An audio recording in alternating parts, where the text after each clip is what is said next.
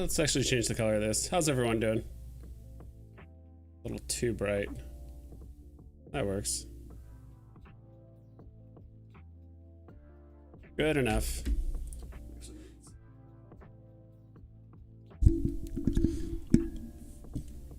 We're live now, right? At least we should be. There we go.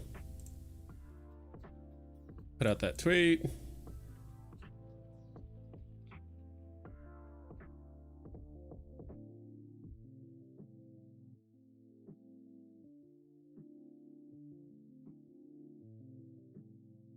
All right, what's up, everyone? It's a red day in the market, just in general. Let's see here. A couple things I wanted to look at today. Also discuss a few things. Honestly, I was on Bob Sales stream last night, and it was a lot of fun. A lot of people were there. I know he invited a lot of people, but there was a lot of people that were there. And dude, we talked to Alex and Will, and I wasn't there when Alex was there, but quite a few people were there as well. So it was a lot of fun. I saw Jimbo Lee Lingo there as well, and the Bob Sales live stream for a bit. I watched it for a little bit before I was able to hop on. But what's up, guys? Slider, what's good? D1 and only. I know you guys got a live stream here in about 2.5 hours. I'm not planning on streaming for over 2 hours today. That's not the plan. So 2 hours max, more than likely probably an hour and a half, just depending, but we'll see. But thanks for stopping by, everyone. Gonna look at the market. The huge, I don't know what you call it, the argument, the kerfuffle, the drama of the month or whatever it is with Veve is like, oh, well, just comics in general, you know, they're the facsimile covers. Superstar Money definitely like kind of shook up the nest a little bit with that opinion piece. Well, it's not, well, they almost tackled it from two different angles. They were almost saying one kind of comic collectors are never going to be interested in digital comics, but then they also said kind of in the same breath that like, well, because they're also facsimiles, not the originals, no one's going to want them, or it doesn't matter. So I'll probably speak more to that a little bit later in the stream, but mostly wanted to talk more about just the current market drops. Dude, Vader's shuttle is much lower. Like, I knew it wasn't going to perform well. Actually, let's go ahead and just pull it up. Let's actually hide that. Man, I really wish I could like, I'll zoom in one more time. Whoops, wrong one.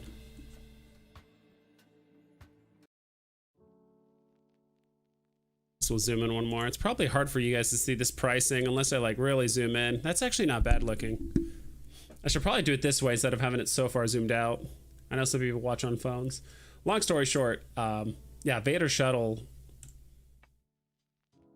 I don't know, down 15, almost 20%, and only 700 of these actually sold. 7, maybe 800. I forgot how much they withhold from these mints, but yeah, it is not performing well. And it's also weird too. I thought this was just a typical Imperial shuttle, but they always have to call it Darth Vader's shuttle, Luke Skywalker's X-Wing, which is cool, don't get me wrong. I do think the AT-ST will perform a little bit better, even though it's the same amount of mints. I think it'll actually perform a tiny bit better, not by much though, but I could see this getting down to like, you know, 2,500 mints. Like I could see, I don't know, 900 of these selling, maybe 1,000. It wouldn't surprise me. I would say that these are a bit more iconic than the flying shuttles. Yo, what's up, Vibes? Snagged a mint 54 choices print today. So pumped. Nice. So choices print. That's the poster, right?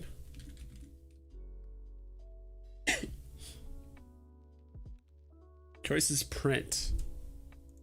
Is it one of these posters? I assume so. Underbrush and ultraviolet.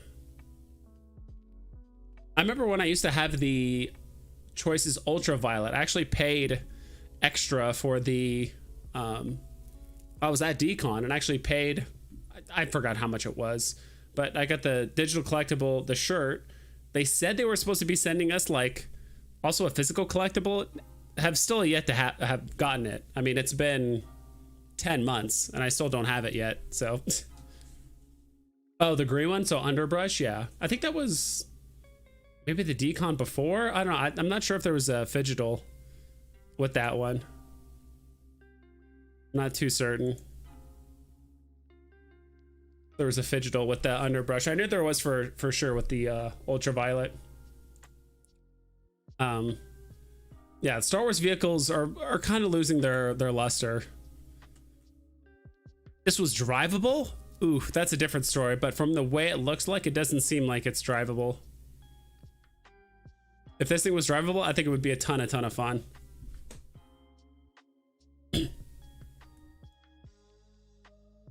The thing is, you have multiple IRL comic book collectors here, and a lot of us see value in comics. I love the exclusive covers, but either way, these are the first on the blockchain. That's my argument. I know OG Vault was kind of not speaking out, but just kind of had a differing opinion from my collectibles. I know my collectibles video was kind of saying, like, you know, it's an entirely different medium. It's digital. They're not making photocopies. They're kind of using it as a reference, but they're still like recreating it or kind of doing some original art or touch ups on it to make it still different. I kind of said, I don't care. I personally don't care if it's a copy, reprint, remake, you know, if it's the original cover, the facsimile, it doesn't matter. In my opinion, at the end of the day, like whatever it is, Marvel / Disney / you know, whoever else was making comics, if they say this is the first one, or this is like, hey, this is officially licensed comic book and it has AF-15 and it has all the information on there, that's all that matters to me. And until basically Marvel or DC comes out with the same comic books and they either announce like, hey, by the way, these are officially licensed, these are the original covers, or if they state, oh yeah, by the way, the ones on Veve are facsimiles, the ones we're releasing now on either on our platform or a different platform or the originals or whatever, then the market might change their mind. Who knows? That either that will happen, it might never happen, right? No one really knows. So I don't know, kind of speculating, because right now the only ones we have are, you know, the current art that we have now. So that's my take. Like, I genuinely don't care if it's like a reprint or facsimile. Like, people look at it and be like, well, this is the facsimile, and I'm like, okay, it's still the first on the blockchain and it's officially licensed by Marvel. And then even if Marvel and DC did do that, if they did give us all the facsimile art and they're gonna remake the comics on their own platforms 10 years from now and say, hey, these are the originals, then people are gonna kind of wonder, all right, what's more important, first on the blockchain or like first original cover? And then now we have kind of two value pieces about the same comic. You know, it's a differing, you know, it's something that it's an issue that only digital would really have. Why Batman 1 is performing so bad? My mini predicted $250 to $500. It's like the first, I mean, it's the first comic drop we've had in a while that's just guaranteed profit, right? Like if you just win, you're just guaranteed profit. So people are taking profits. If this drop happened 6 months ago, or like even, I mean, if this drop happened like 9-10 months ago, beginning of this year, yeah, it would have performed that well. But market is just so red right now. Crypto's low, NFTs are low. I think people are just trying to take profits, and even then, people that, you know, you can cash out on what's it called, on Palm, right, pretty easily. I did it once. I just wanted to withdraw some cash and put into Veve or Omi or whatever a long time ago. So the fact that the cash out is so easy, I think a lot of people are just taking profits, and I don't blame them. How often can you put $20 into something and instantly 4x your money? Like, not too often. I mean, you're limited by the $20, but it's kind of my take. I mean, I do have the Palm marketplace like pulled up or whatever. We can take a quick look at the Batman. I actually won an uncommon on drop. Batmouse. Is this one actually selling? Are people like actually buying this for over $2,000? I'm curious. But yeah, but for the Batman comic, Let me narrow down the filters. Oh, there it goes. 84 for the common, 89 for the uncommon. Rare is 150, epic is 320, legendary is 3 grand. I mean, that's still doing really, really well. This is still like, other than like the obscure series of airdrop like comics and stuff like that, like this is still probably the second, maybe third most, probably second most profitable drop ever besides the Superman, right? So it's still doing really good. It still gives a lot of room for I forgot which one it is, but Detective Comics, whichever one's the actual first appearance of Batman, still plenty of room for that to really go off.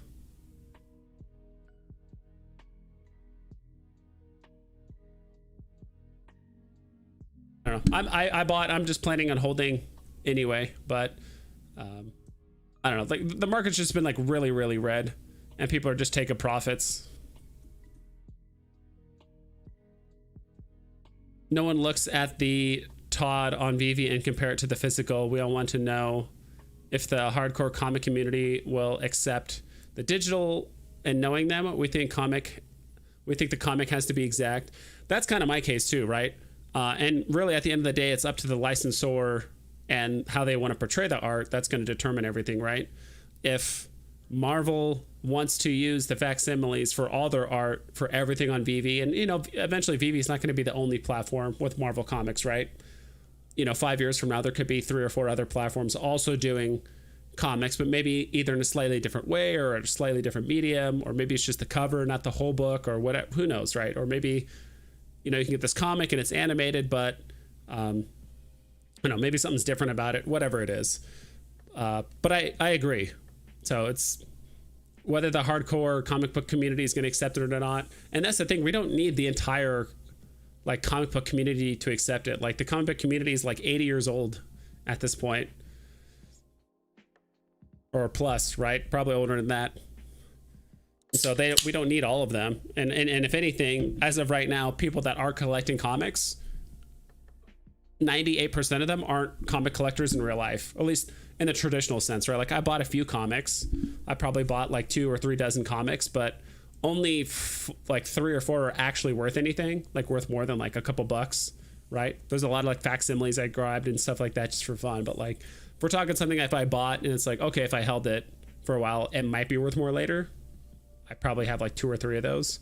So I wouldn't consider myself like a traditional comic book collector by any means. But still, as of right now, it's like, look how the comic market is reacting or just performing. It's down, but it's not like it's completely in the gutter in the sense of like people are selling comics for less than $1 and all that stuff, at least not yet.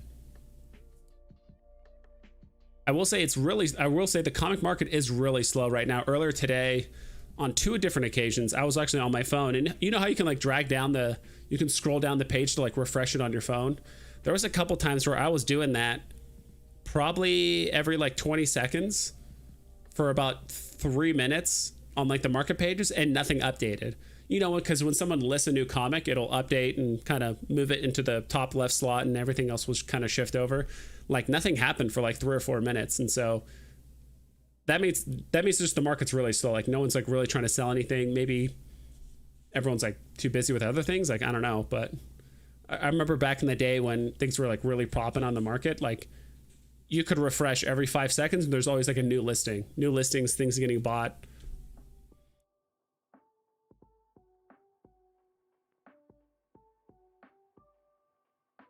Pasternak 88, what's up, dude? What if we look at digital comics as collectibles? Now it's more of a digital art that best represents the physical comic book, no longer has to be exact, just like the Todd figure. That's an interesting perspective. Yeah, just look at it as a collectible rather than like has to be an exact replica of the comic, right? Like down to the exact colors, down to the exact everything else. Because I feel like if it looks too exact, people are going to say it's just a replica and not. I mean, there's no winning, right? If you look at it through, depending on what kind of lens you look at through, it's never going to be the same, right? Well, it's just a reprint. It's a reproduction. It's a copy. It's a, I don't know. I'm trying to remember like all the different terms I used. Let's see.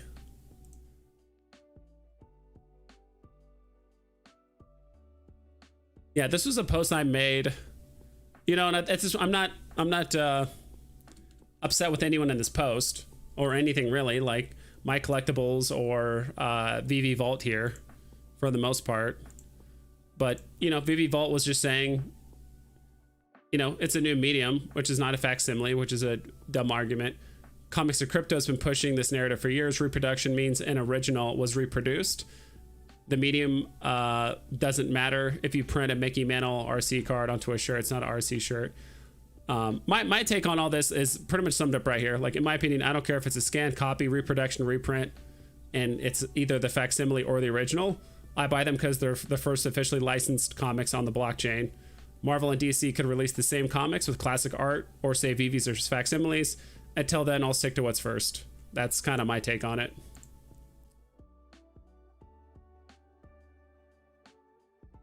I'm sure there's going to be some comic book purists out there that the art has to be an exact way or something like that. But it's like, you know, in my opinion, it's the first ones. Like, this is like, you know, whatever it is, this comic, you know, AF-15, this comic, it's like, well, this is the first one that DC or Marvel officially recognized that it's official. So kind of take her to leave it, right? I don't care about the art. If people care about the art, then sure. But until there's a counterpart, right? Like, we can have the facsimile art. People can gripe and moan all day, but it's like, until we get the original art as an NFT, right? There's nothing else to compare it to. It's the only version that exists. You could say like, oh, I'm not going to buy it until the original art comes out. And that's the other thing with digital. They haven't done it yet, but I mean, who's to say there's really anything stopping Marvel or Disney or Veve for that matter being like, oh yeah, by the way, we did mess up on this cover art. We're going to change it back, right? Or we're going to change it to the original. They could do that. That's one thing with digital comics or just digital in general that you cannot do with physical. I don't like it when they do that personally. I think if they make a mistake or something happens, just leave it unless it's something that's good, that is functionally harming or the presentation or whatever of the collectible, then sure. But me personally, I don't like too much my digital collectibles being changed too much. That's just me. Slider says, this is what we have to accept. They dropped it on Veve this way, but the book still represents the original and the art. You also have some art that has never been released in any other place. Sure, it's all original art. Like this, all this stuff. Even though I'm not the biggest fan of it, even though I think this looks like some like old coloring book style art. I don't know. This is all original art. It only exists on Veve. A lot of the comics have it, not all of them. You know, all this stuff right there is like original art. Except for like the classic comics like this one, right? Like this is just different versions of the, if this will load today, just different versions of the original cover, right? Jason, what's up, dude? He says facsimile.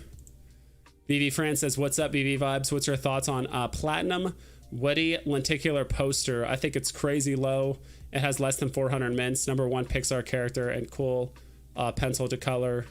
And cool pencil to color changing effects, 45 gems. There's a lot of stuff. Okay, not facsimile. I think that's what you meant, Jason. Woody Platinum Poster. I'm probably the wrong person to ask about posters. I'm just not a huge fan of posters in general. I'm assuming you're talking about this, right? The Woody poster. 45 gems.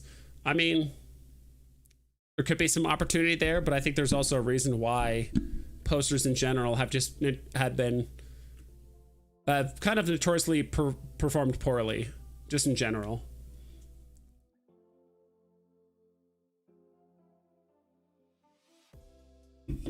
Could it do well? Yes. And again, none of this is financial advice. This is just my opinion, but I think there's 100 other things that would, and that's if you just like Woody and you want to get the poster for your showroom, like just, you know, go get it. I do think it could go lower. I think everything in the market right now could go a bit lower. I think we're going to keep going lower unless we get some like crazy marketing and or some crazy Omi announcement or like a new IP or something really, really out there. I think the market, at least on Veve, will continue to go down pretty much through Christmas. Because I've noticed like when 14 days of Veve kind of starts kicking in, I know it sounds like it's super far away, but it's only like 3 months away. Yeah, like this time in 1, 2, 3 months, it's going to be 14 days of Veve. And it sounds like a long time, but just think of how fast this year has gone by, right? We're already almost towards the tail end of like Q3 of 2023. And then in a couple more months after that, 14 days of Veve. That's always notoriously made the market pull back even further because people are selling things off to have enough gems and liquidity for the 14 or 15 plus drops that Veve usually does during Christmas. So that's just my take. So I'm biased, just like everyone else, right? Like I'm biased. I'm just not a big poster person, which is kind of weird because as of right now with comics, that's kind of all you can do in comics and showroom is just have it up, right? Delco dude, what's up, dude? I'm still very, very, very bullish on comics, right? I like posters too. I still like probably I do have a couple posters. Oh, why is it showing this? Just being really laggy right now. I think I have 2 posters. Maybe not. Oh no, I got the T-Rex, Minnie Mouse. I got the grade school Guernica one, Donald Duck. I mean, little inticular cards, but I mean, you could like post them up as posters as well. So I have a few things that like resemble posters. I thought I had the whole set for I think I do, but it's just not showing because sometimes my collectibles tab is kind of messed up. But I do have the whole set for like all the dinosaur posters. Still the first representation of the comic. Yeah, still the first representation of the comic on blockchain. True. I'm a little worried about Veve's longevity. I don't really see a clear path to mass adoption. I could see another hype cycle where people FOMO in, but everything fizzles out. Yeah. Longevity in the sense of like, you think that like the consumer base is going to burn out before mass adoption gets here. I mean, can you see a world where either Marvel, Disney, DC, whoever, like actually start promoting Veve? Because I think the best thing for Veve is just have one of their licensors actually promote them outside of just like the occasional random tweet, right? And I'm talking like Star Wars and Disney and those ones. Like, it doesn't matter if, I don't even know. I'm trying to think of one of the smaller IPs that like, cool, they could put it on their like official Twitter, but no one would really care. I don't know, something like Cryptkins or something like that. Or, I mean, there's a lot of IPs that like, they do promote us when there's a drop happening or whatever, but like, we don't see an increase at all in new users. I think a day could come where Marvel or Disney or whoever actually start promoting these collectibles and actually start giving them utility or reasons for them to visit the platform. I could see it. I'm not saying it's going to happen, but I could see a world where it does.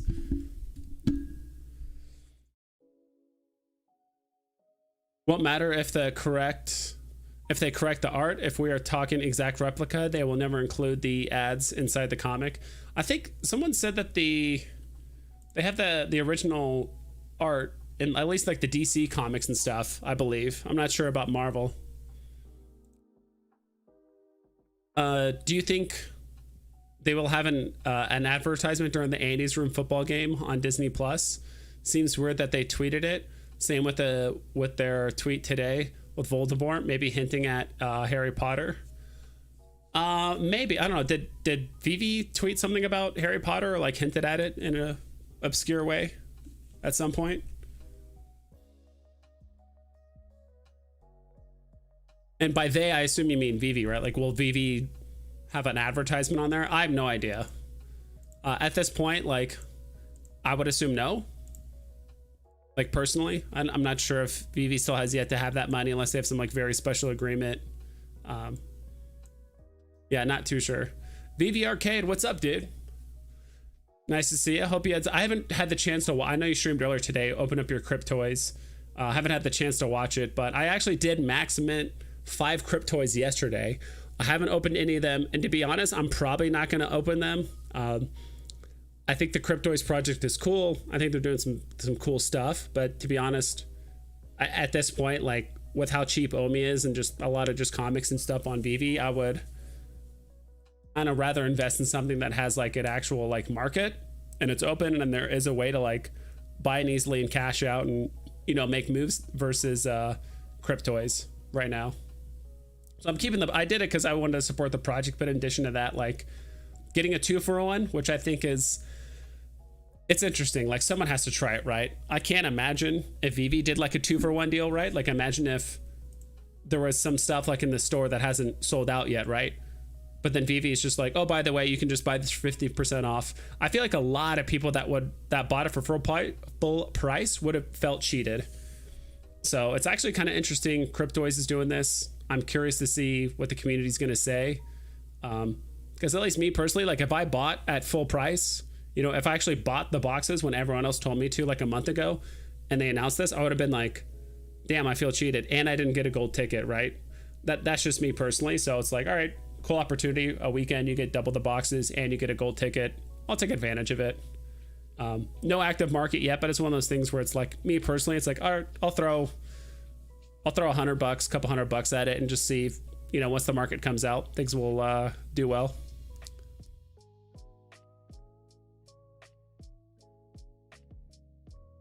I'm definitely biased towards comics and Star Trek, but we get disrespected with that on Veve. I want Picard and Kirk. Yeah, I want Picard, Kirk. Those are good ones. I really want 7 of 9. I mean, who doesn't want 7 of 9? Data, Worf. Who's another like fun one or another like good one? Trying to think of like the other Star Treks. I think the Doctor. I think his name is just Doc, right? From Voyager. There's a lot of good characters in Star Trek they could definitely put on there. And in addition to more ships, like I would love to get the Klingon, like Bird of Prey, on Veve as well. But I already know like those fandoms are so small. Are they into like investing? Do they do like who knows, right? I know that stuff isn't gonna like go up nearly as much as the mainstream IPs, but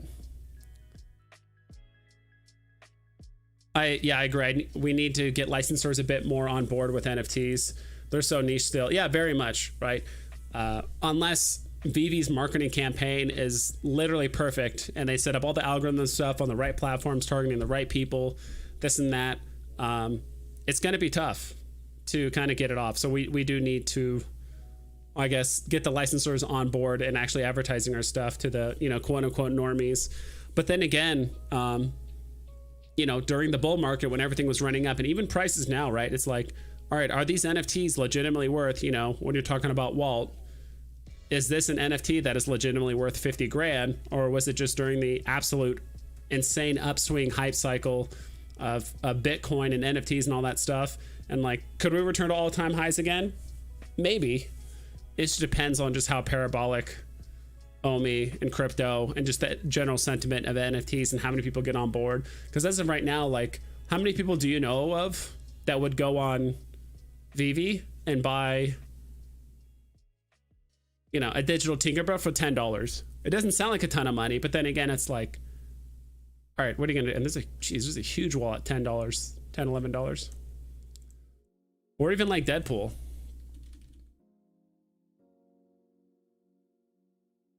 It was kind of hard to convince people to get. It was easy to convince people to jump into Veve and play drops or in the bull market because you're like, hey, put in 50, get 400. That was easy. But even now, it's like people are like, oh, well, I like this. I don't know. I like this dancing animated Deadpool. You know, $40. I don't know. How about stacking common Hulk? If the airdrop is really good, all Hulks will pump. I think it's already priced in. I think everyone that wants a Hulk has already bought a Hulk. And if someone does have, you know, 400 or 500 gems, because that's how many gems you need right now. It's probably about 350 gems, right? To buy Red Hulk, Planet Hulk, Maestro, whatever, and normal Hulk. You probably need about 400 gems. And at that point, you're like, or could I just buy the airdrop in the secondary? And it'll probably go down to like 200. And I could just buy the airdrop, buy Planet Hulk at 100 because it's going to pull back after the airdrop, right? So I want more VeVeVerse news. I agree. VeVeVerse will be a lot of fun. I don't think it's going to bring new people into the platform because, again, no, I don't think there's a lot of people waiting on the sidelines on Veve. Like, I'm just waiting for VeVeVerse. I have $15,000 I want to invest, but I'm not doing it until VeVeVerse. Like, I don't think anyone's really doing that. It will help some people or some collectibles go up in value, right? We saw it with like the Avengers Tower and a bunch of other things, but as of right now, my plan with Veve, I've really slowed down the amount of like money I'm putting in. But also probably because the amount of like grail drops we're getting is slowed down a tiny bit. It's just I think we have a bit more time to accumulate than people think, but we'll see. Mass adoption via localization. Imagine degenning into an app you can't read. That is very true. Hopefully, I assume some of them probably either use like the web browser or some way to translate it. And then that is one nice thing too about Veve, right? It's like even if you can't read this, I can see this X-Wing and know that's an X-Wing. I might not know this is Luke Skywalker's X-Wing, but I know this is an X-Wing. Right, I know that's Astro Boy. I know that's Silver Surfer, Iron Man. I might not know who this is if I didn't. I'm like, that kind of looks like Stan Lee if I knew who Stan Lee was. But if this was all in just like gibberish, I wouldn't know. Especially, you could change the title down here, but like the actual like name, that's got to take some time too, right? To do localization that says The Amazing Stan Lee, like on the actual NFT itself, and not just like the title of the NFT. That's got to be difficult.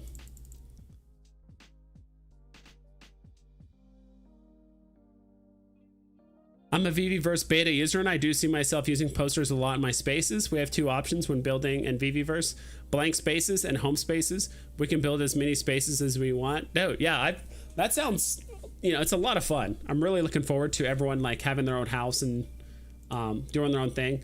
My thing, maybe it's just me personally, but it's like I think just like comic book covers or even some interior pages, some comics is like the best poster art, quote unquote, that we have.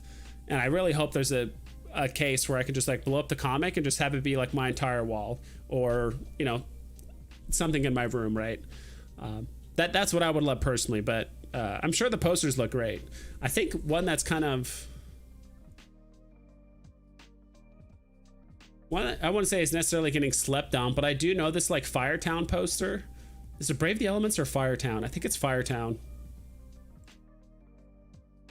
This is probably one of the cooler looking posters. I should have looked at the market.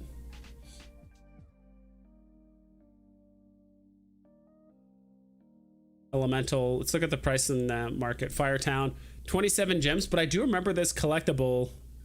Sorry, cover your eyes. Try to flashbang you.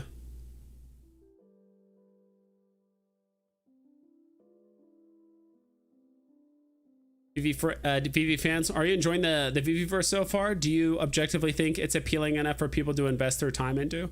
That's what I want to know, right?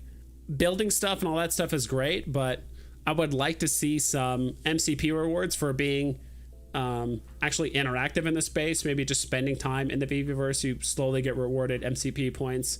Using collectibles in the space, having other people visit your space you can get, or inviting them. But I do know, yeah, this one's kind of like a lenticular card in the sense of like it actually changes the way it looks as it moves across. So this is actually kind of I feel like this one's actually kind of getting not so much slept on. I think a lot of people know about this now, but it's definitely one of the more interesting posters that it actually changes. If I move it up and down, so it's not so much an up and down as it is a left or right. Because I guess this is what it looks like during the day. Then at night it looks like this. That's pretty cool. So that is a cool poster.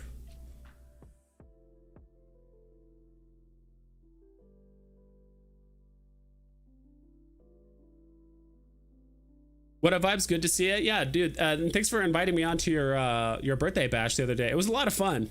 Honestly, nothing.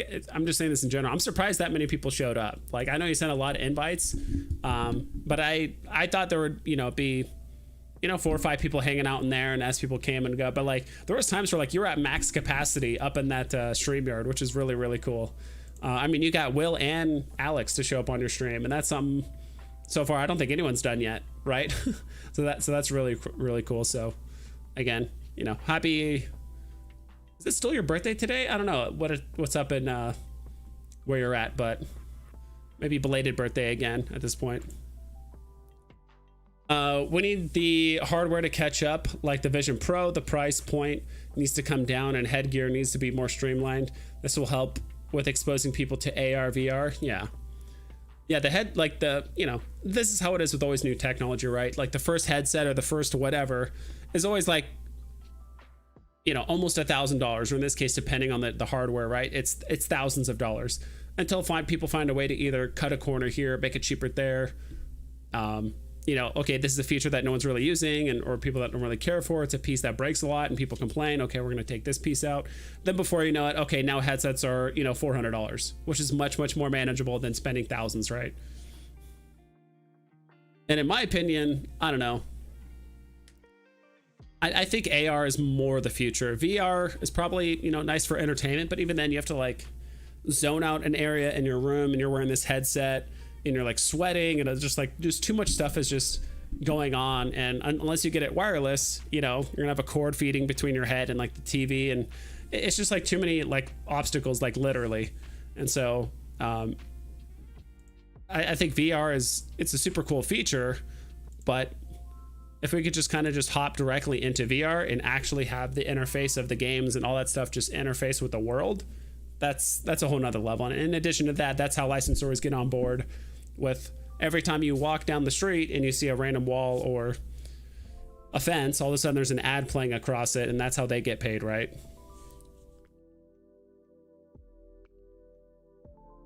Although that would suck though, that everywhere you walk there's like ads like playing everywhere, but that's the utopia I'm envisioning many years from now. Yeah, I talked about the posters and how we will need them to decorate our spaces. Yeah. I don't know. Would I go out of my way to buy posters to decorate my walls? I don't know. Maybe. I feel like until I get into the VeVeVerse and I really see some like super creative people using posters and certain things, and especially since I think hopefully with comics, or if you can't, maybe there's other collectibles that you can blow up, and like now they're the ones that are part of the wall. So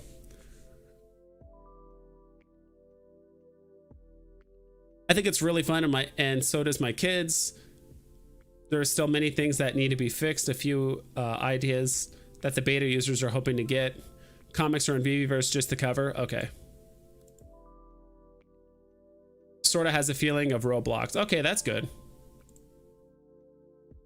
Reaching all-time highs on Veve seems impossible to me. Lenticular Donald Duck going to 1K from $13. Yeah, there's still a lot of collectibles I think we'll never see their all-time highs again, outside of like very particular mints. But I agree, especially if it's not an FA, it's not a, you know, super significant. It's a significant card, but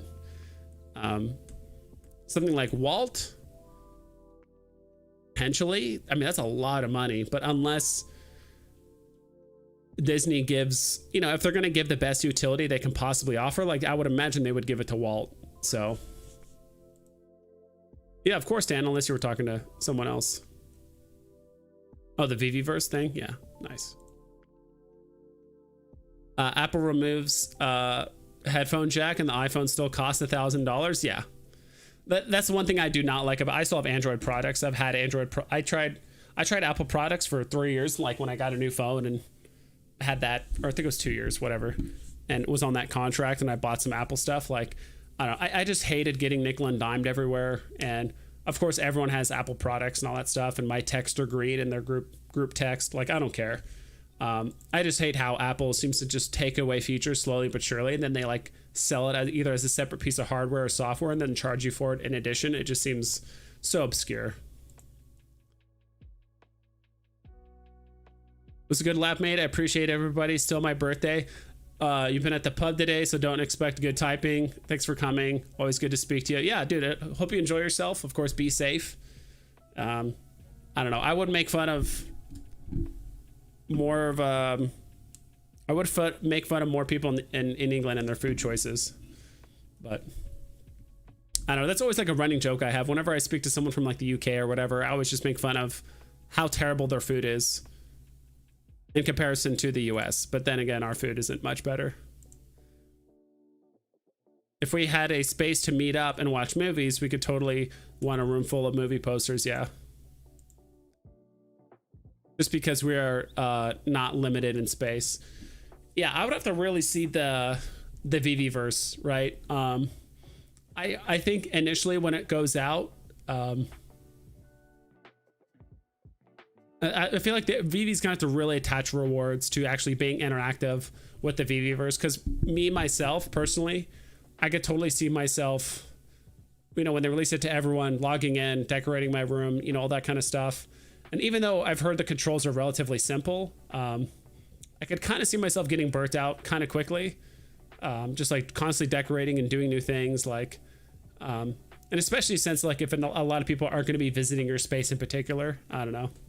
But it's going to be an awesome place to do, I guess, community stuff. So maybe it really, I don't know. Maybe I just can't envision it right now. But I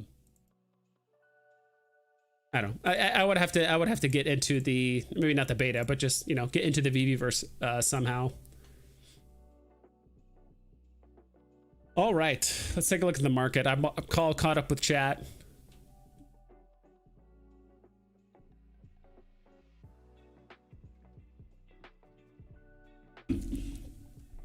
I guess the long story short of it is people in the VeVeVerse are having a lot of fun, but not everyone is so creatively like motivated, I guess. Like I feel like I'm relatively creative, but for the most part, not to the level of someone like Kid Arcade, right? Or some people that are like actual artists, or people that do landscaping, or people that do contract work or whatever, that like that are just really creatively minded, right? I would love to do stuff with like actual like games where there's like a maze and there's things you can like propel stuff at like 100 miles per hour. And then there's all kinds of games with it, but like just straight up just decorating, I think it's cool. But I would be much more interested in actual games, or them giving us tools to play games with other people. That, I guess that's my take. And so far I haven't heard like too much about the whole gamification aspect. Let's see here. One thing I'm actually kind of surprised of is Pink Panther gold. I remember saying earlier this week, I think it was my Monday video, when it was at like 150, I was like, hey, not financial advice, but at the same time, you know, Pink Panther, it's not going to be at 150 forever, because it was at 150 when I kind of said, you know, not financial advice, but if you want to sell it, I feel like it will pull back. And same thing with kind of surprised pencils. This was at 20 gems just a few days ago, but there's a lot of deep undercuts right here. Yeah, 1, 2, 3, 4, 5, 6, 7 below 18 gems. So I still have my pencil. I haven't sold it yet. I do fully intend on selling it, but I feel like if I wait an extra day or so, or when they announce the Aladdin drop, this might go back up a bit.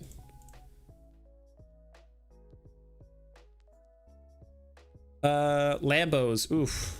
Uncommon Lambo down to 27 gems. You can get a Lambo for 27 gems if you want one.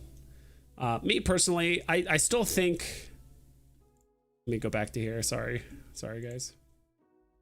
I still like this one the best, just aesthetically. It's not the cheapest one, but it's not the most expensive one either. Is this one. I don't know how you spell this. Hurricane? Whatever. It's the ultra rare one from the first set. I don't know. I really like this maroon color and just the overall look. This is probably my favorite looking one, just aesthetically looking. But if I just wanted a Lambo just to say I have one, obviously you just buy this one, right? 27 gems, pretty cheap. Ad blocker for AR ads. Let's do it. Great idea. Yeah, dude. Whoever comes up with the ad blocker for AR like glasses and ads, like, dude, that person's gonna make a lot of money, right? Or what's more than likely gonna happen is just Apple is just gonna sell like an ad block feature, kind of similar to YouTube, right? And any money they make from that ad block feature, they just divvy up that money to themselves, but also to all their advertisers, right? So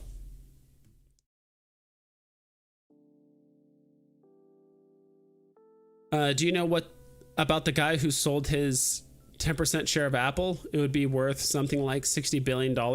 I always think about it in bear markets. Ronald Wade is his name. Did he do it like recently, or who sold his 10% share of Apple? Oh, like one of the owners, or I guess it would technically be a control person. It would be worth something like $60 billion. So did he just sell like $60 billion worth of Apple shares like recently? D'Angelo? I haven't heard that story. ExecuSpeak, what's up, dude? Thanks for stopping by. Thanks for using the emotes. ExecuSpeak, a long-time member of the stream, so I appreciate it. If there's anything you guys want me to cover, just let me know. I was just gonna look at the top gainers and losers of the day. Obviously, no drop today, so I think now's a good time to like take a look at the market. I will be doing a market, what do you call it, like analysis or whatever video tomorrow on Sunday, so that way people can get an idea of what the market looks like before and after the drop. He sold it way early in like the 70s and 80s. I mean, I don't know. I think it's a bit weird when it's hard to say, right? Who knows what the guy's scenario was and if he needed the money right then and there. I think it's a bit silly when people are like, if you just held on to this stock for 45 years, you could have just made, you know, a 500x. It's like, yeah, sure, but maybe at that moment he needed the money, or he was quitting, or whatever. I don't know, but I get what you guys mean. You know, it's nice to kind of I was thinking of a different term. Yeah, kind of like just jerking off to the idea of just like, oh man, if you just held, you would have made so much money. Same thing with Omi, right? People are like, if you bought Omi 5 years ago, it would be worth, it would have been, you know, would have been, not now, would have been worth $1 bajillion. Or if you bought, you know, Bitcoin at this price, it would have been, it's like, I didn't even know it existed, right? LBM Bats. What's up, Vibes? Did you get a Batman #1? I did. I got an uncommon. I think the mint number is 78. And I got an uncommon. So I got the beater comic. But I like it. All right. So what's up right now? And actually, there was one thing I wanted to look at in general. Golden moments. I feel like we haven't looked at golden moments in a while. So golden moments. What is up and what's down right now? So this is the 24-hour trend. Winnie the Pooh's actually up about 10%. There's 58 on the market. Selling below box. C3PO at 130. That one's up 8%. Pizza Planet Truck is up. Wally, 41 on the market. What is the most undervalued? I know it's such a catch-all term. Undervalued. Which one's the most disrespected golden moment? Damn. Iron Man. Dude, I really, really like Iron Man. He's probably one of my favorite. He's probably my second favorite behind like Walt or something, right? Because he's the only Marvel. He's the only Marvel golden moment. You know, you look here, it's like Disney, Star Wars, Disney, Disney, Disney, Disney, Star Wars. I don't know. What do you call it? Simpsons? It's technically Disney, but it's, I don't know. Long story short, this is the only, and it's FA Iron Man, but it's the only Marvel golden moment. So if someone likes Marvel and golden moments, like their only option is Iron Man. But if someone likes Disney, just in general, like, all right, do I buy Elsa? Do I buy Timon and Pumbaa? Do I buy Flounder and whoever? Do I buy the Mickey hat? Do I buy this? Like, dude, there was a period of time very briefly where I think Partner Statue was really close to 2K, like flat. I think someone sold one for $20, like 99 or something like that. It's like $2,099. Partner Statue. I think you might like the streamboard abilities in the VeVeVerse. Imagine us all as avatars in your space watching this YouTube stream. That would be cool. I've even thought about doing silly like avatar looking stuff, kind of similar to how Mo does, but not like that exactly. But I can envision that kind of doing like a morning, like, I don't know. I guess I could just live stream the morning like market breakdown, just for like I don't know, 15 minutes or something like that, people can chime in and say what's up. It's just tough because I have to wake up like really, if I usually work out in the morning, and then I also want to make like a 15-20 minute video and upload it and do the thumbnail and all that stuff like before work. So but no, that does sound like a lot of fun, having people actually be on there.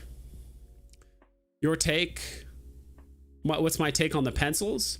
Personally, I'm passing. I totally don't blame people for like holding them or stacking them. Obviously, certain pencils are doing better than others. I think the whales are still stacking. I think people are still stacking. Typed in pencil. Try this.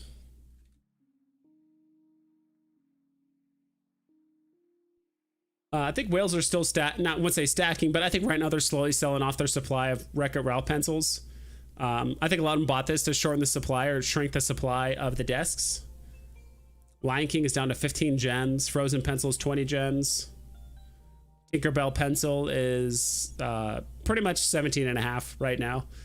I mean, at this rate, let's say the new pencil drops, and let's just call it 20 gems. You can buy the desk essentially, right, for 20, 40, call that 30. So 70. I mean, you can buy the desk for like 120 gems roughly, right, with all the pencils. I think the desk will be cheaper than that if you can buy the desk outright by just grabbing all the pencils in the secondary and just waiting to grab the desk. At the current prices, basically you're guaranteed the desk at 110, 120. I don't know, we'll see. They're definitely taking their time though, dropping this next pencil.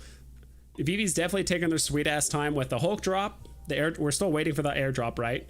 In addition to this last pencil, I feel like it's been what, 3 weeks since we've had the Tinkerbell pencil, maybe 2 weeks, and they haven't announced Aladdin yet. I got a common Batman #1, sold it and bought an epic.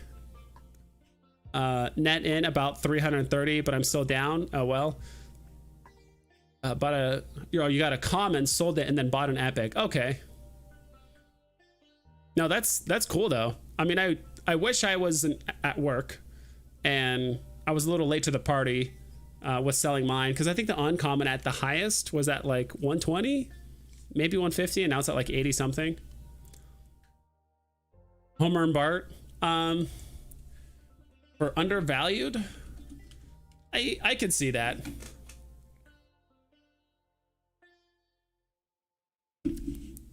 It is double FA.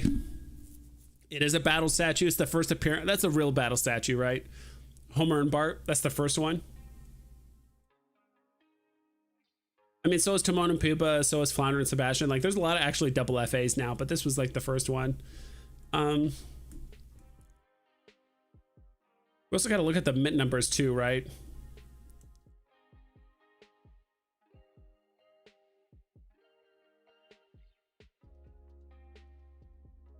I bought a partner statue for 2K gems around the all-time low. Yeah, it's still getting lower now, right? Or maybe it was it lower than what it is right now?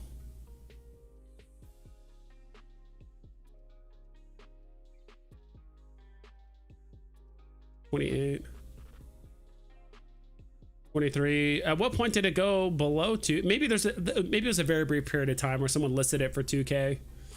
Because I think like pretty much like right now is the all-time low.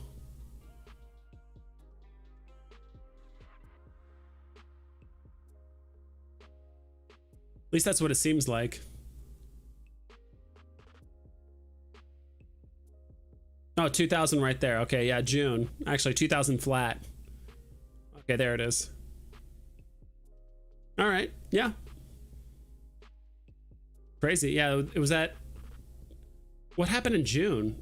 Was that 2100? Then it just really rode up to 36. Wasn't there like a Disney announcement, or like there was some sort of marketing thing that showed off a Disney, like Walt Disney or something like that? There's 81 listings and the floor was 2000. The listings just skyrocketed from 77 up to 97. and all the way up to 130, 131. So basically the amount of listings almost doubled. People were trying to sell it. Else at 127, right? Slavs, what's up, dude? Crazy Dan, that was you? Of course it was you, Crazy Dan. Buying at 2,000. It's a good buy price. I think another thing to look into as well is, I think these ones, I think like looking at the big grails, like I think Miles is almost too expensive for it to get like a good pulse on the market. But if you look at things like AF15 or Todd and Walt, I think that kind of gives you a good pulse on the market. Do Amazing Fan. Yeah, Amazing Fantasy 15, it's below 300 right now. There was like a major resistance level at 300 for an extremely long time.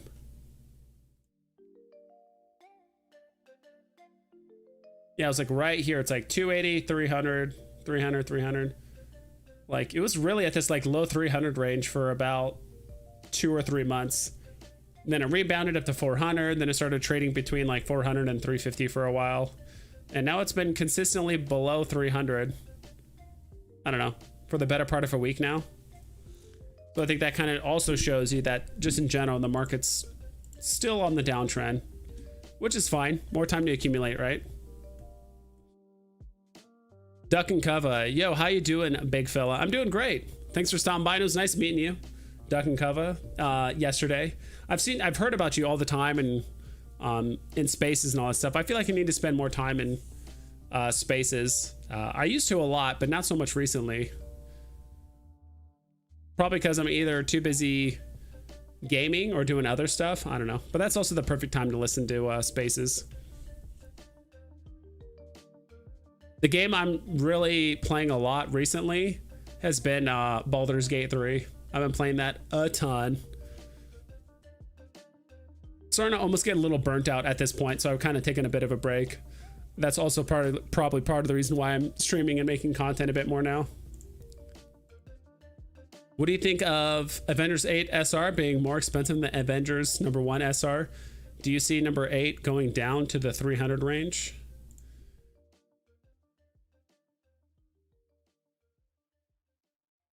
Avengers 8 SR going more expensive than Avengers number 1. 850. I mean, this is the old comics are quite frankly, honestly, just getting really propped up by the fact that people have bought this at a 10x price. You know, it's really hard to let go of a secret rare, right? At 850 when you bought it mentally at, I mean, what was the price it was at?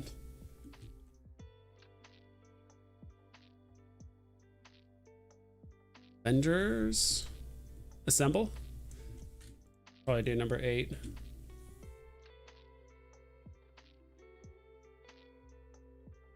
Yeah, what was pretty much like the all-time high of this? I know this thing isn't 100% accurate, but like 18 grand, 19 grand. I mean, even less than a year ago, right? Dude, look at this chart. Hardly any listings. It's just slowly going down and up. But like, even if you bought it, maybe there's just some weird thing here, but I don't know. This chart looks really weird. But even if you bought it for 2,500 December of last year, so not even a full year, it's kind of hard to let it go for less than that. So I think a lot of people are just waiting for the floors to go back up. They're like, all right, I'm not going to sell this for a 50% loss or even more, 80% loss. I'd rather just delist it and just wait for the next bull run and for the price to go back up. But with the Avengers 1 comic, a lot of people either got it on drop, you know, literally weeks ago, or two, or those people just got it recently so they can just sell it for a quick profit. And right now, like, liquidity is just king, right? Just having raw gems is probably more beneficial than buying some things now, because I do think the market could pull back a bit more.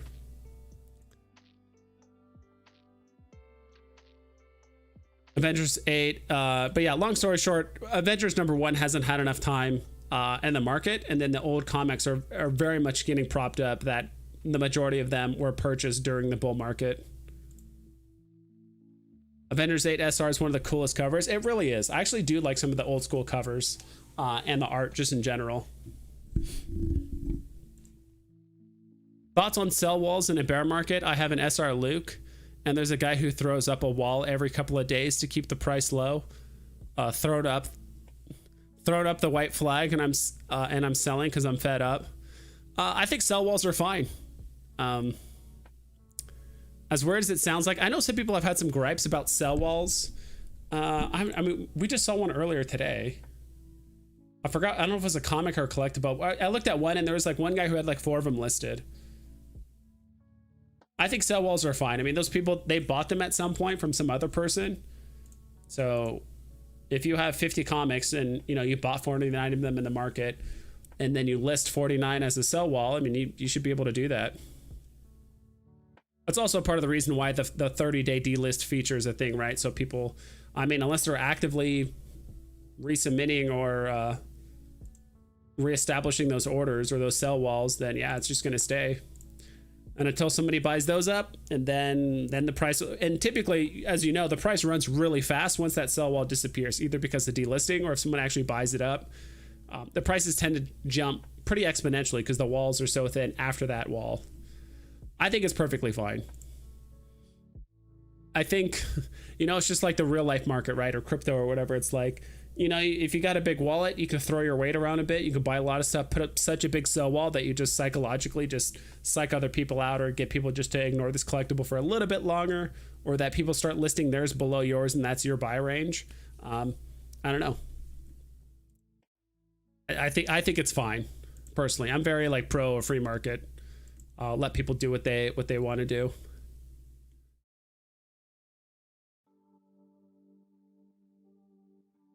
Let's see, what else was I gonna pull up?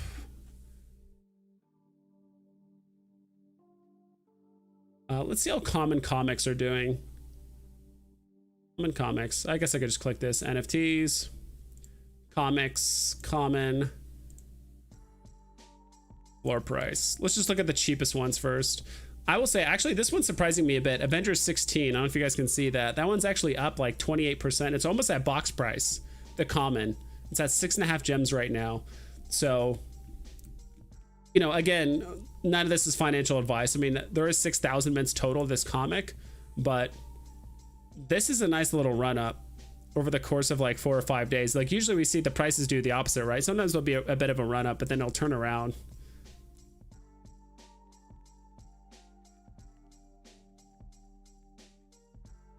I don't know, me personally, if I had the tension of buying this for short-term profit, like if I bought a bunch at 4 gems and I want to flip a bunch at this price, but then again, you have to be careful, right? If you bought 10 of them at 3.5 gems and you're trying to make your money back and you throw up all 10 of your comics back to back or all in one, you know, make a sell wall, then people are going to undercut you. That's just going to cause the price to go faster. So I don't know, this one was kind of surprising, to be honest.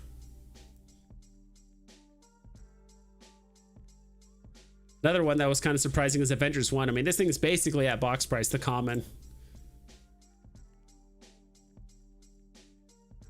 I guess the extra, you know, 4,000 mints makes a huge difference.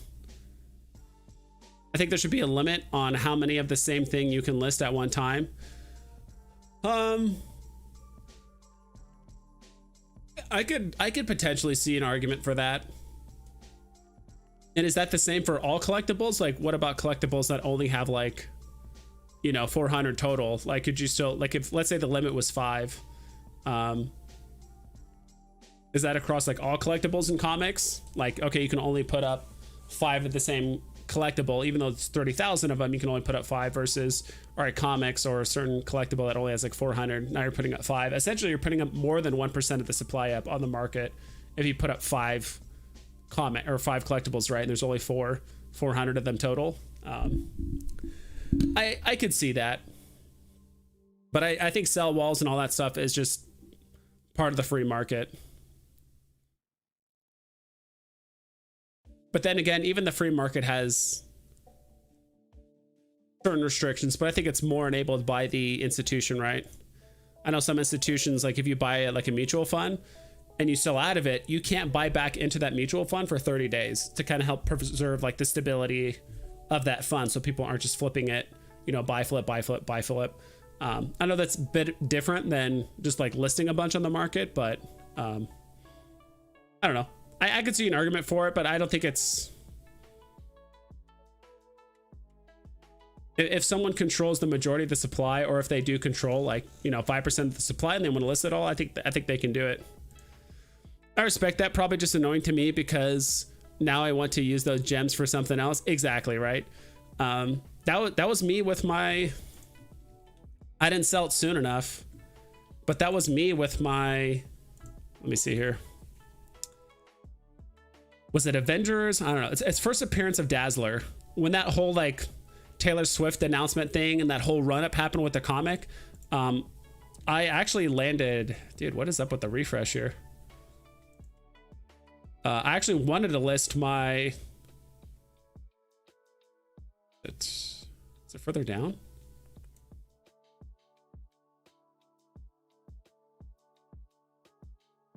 Showing everything I bought in order. There it is. I actually won I think I bought 2 Dazzler comics. So I actually won, or no, I just got the one, but I won the ultra rare on the drop. I was like, yeah, I'll keep it. I think it's a cool looking comic. Plus I didn't want to sell it for like 20 gems or whatever it was worth, like when it first kind of came out. Then I held on to it, and then the whole Taylor Swift announcement, people were FOMOing into it.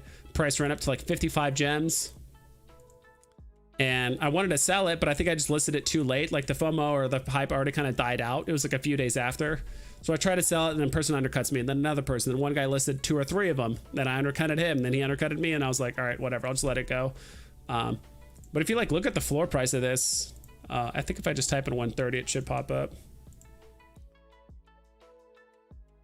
Like there's a massive jump, like 130 to 50 gems. Like I had mine listed at like, I think like 45, then he undercut me, then I put mine for 40, he undercut me again. There's another guy who listed like 2 or 3. I don't know if he just delisted or if they got bought out. Then eventually it just ran all the way down to 37 gems, and I'm like, all right, I'm not selling this for 35 gems. And that's the other thing too, the psychological part, where like, all right, if the floor is 37, even though there's a big jump here, no one's gonna want to buy this for 35. People want a big discount, so you got to list it for like what, 20, not 20, Jesus, but like maybe like 33, 32, 31, in order to like really get people to feel like they're getting a good deal. I say that because when people do it, it keeps others from doing what they want to do.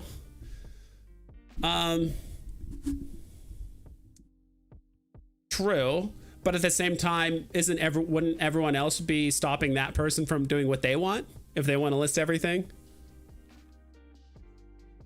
It's tough, right? So,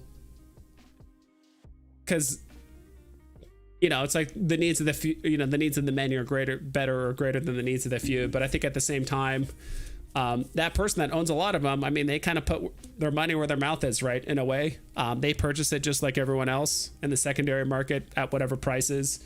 So at least in my opinion, if you own 100 comics, you can sell them however you want. If you want to throw your weight around and list 20 of them as the floor, and you don't want anyone, and you don't want that price running up so soon, and you want people to keep undercutting you so you can buy more, I think you should be able to do that.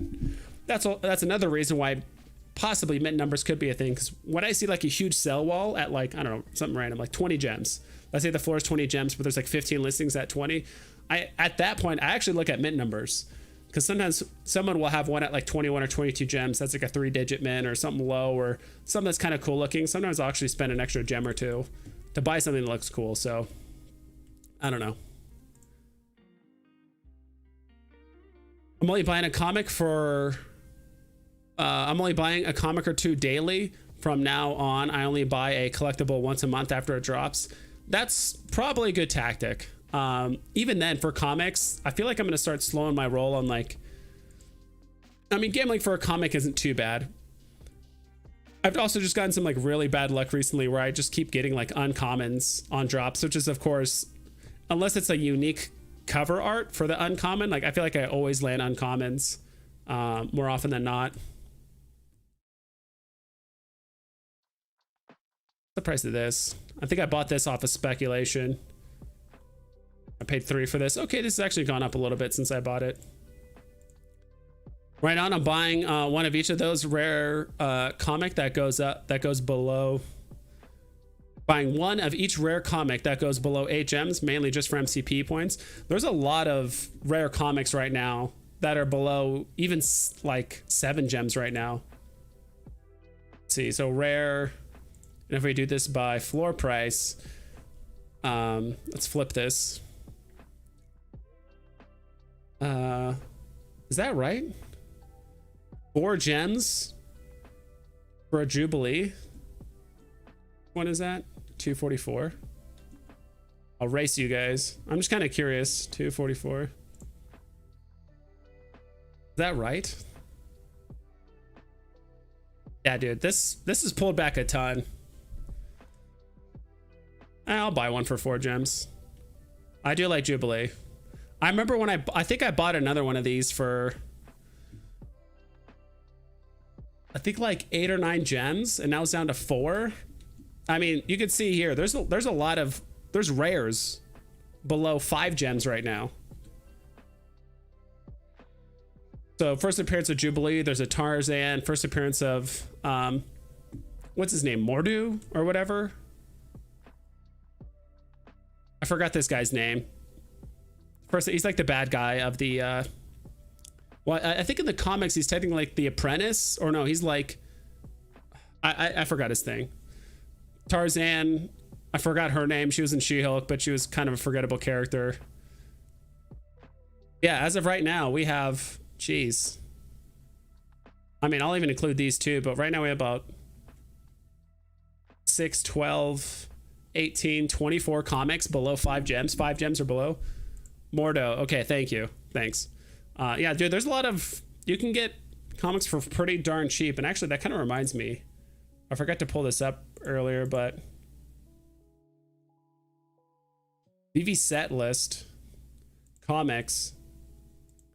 Yeah, dude, you can get comics for like $250 per point, and that's pretty darn cheap. $250 per point, or per MCP point.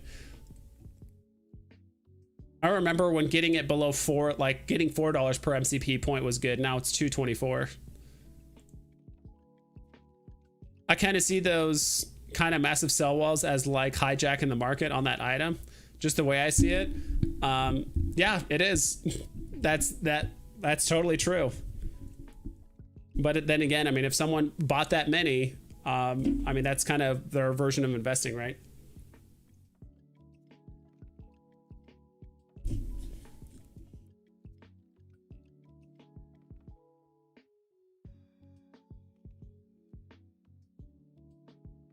And then, and if that's the case, and typically people don't put up sell walls, like massive sell walls, like a day or two after a comic drops, right? They actually had to take the time to accumulate and buy all the stuff. So at that point, you and that person both had equal opportunity to buy as many as you want. I see someone else bought the 4 gem Jubilee. You both had equal opportunity to buy as many as you want. He just decided to buy, 15, 20, 25 comics. You decided not to.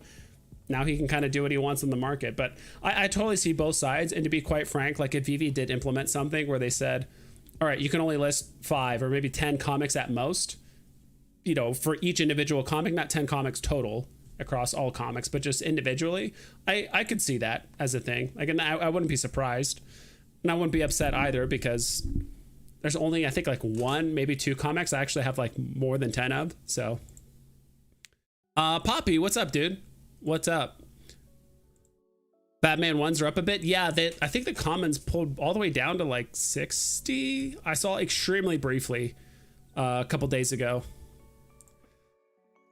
The NFT tracker is pretty cool. I haven't used any other app to check Veve besides ecomi wiki back in the day. That was me. I still like ecomi wiki. I mean, I liked what it was. Right now it's not getting supported anymore. The clown's got a life and he's got things to do and he's a one-man show.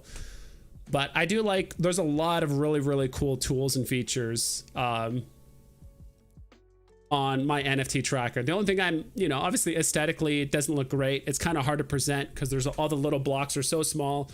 And even when I try to zoom in to like look a bit closer, like it just does this. like it makes the text larger, but it doesn't make the images larger. So it's like, I imagine it's probably kind of hard for you guys, especially on like your phones or mobile devices, to actually see like the prices and things going up and down. And then, you know, if I do even click on a comic like this, this chart is kind of hard to see it. It's, you know, it doesn't present itself too well. Like everything's pretty small. And again, if I zoom in, I guess the chart does get a bit bigger. So I guess that does kind of help. This thing had a massive run up. Maybe just, yeah, the floors just got so thin. There's probably a small delisting here. Yeah, we went down to like 10 listings and it was at 10 gems and then it pulled back from there. It's kind of funny, like a lot of these comics, when there's enough delistings or the floors get so thin, it just jumps up in price. Sometimes you get these comics just jump up like sometimes anywhere between like 20 to like 70% in price because the walls are so thin. And the second that happens, people are like, oh, should I buy it? Like, and they start listing them, which is why it goes from like 10 listings to 20 listings in about 4 days.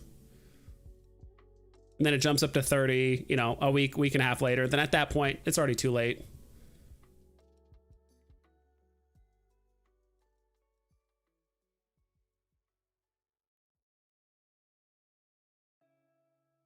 Holding my exotic FA Bane on McFarlane, only 34 mints compared to Donnie on Veve, 150 mints.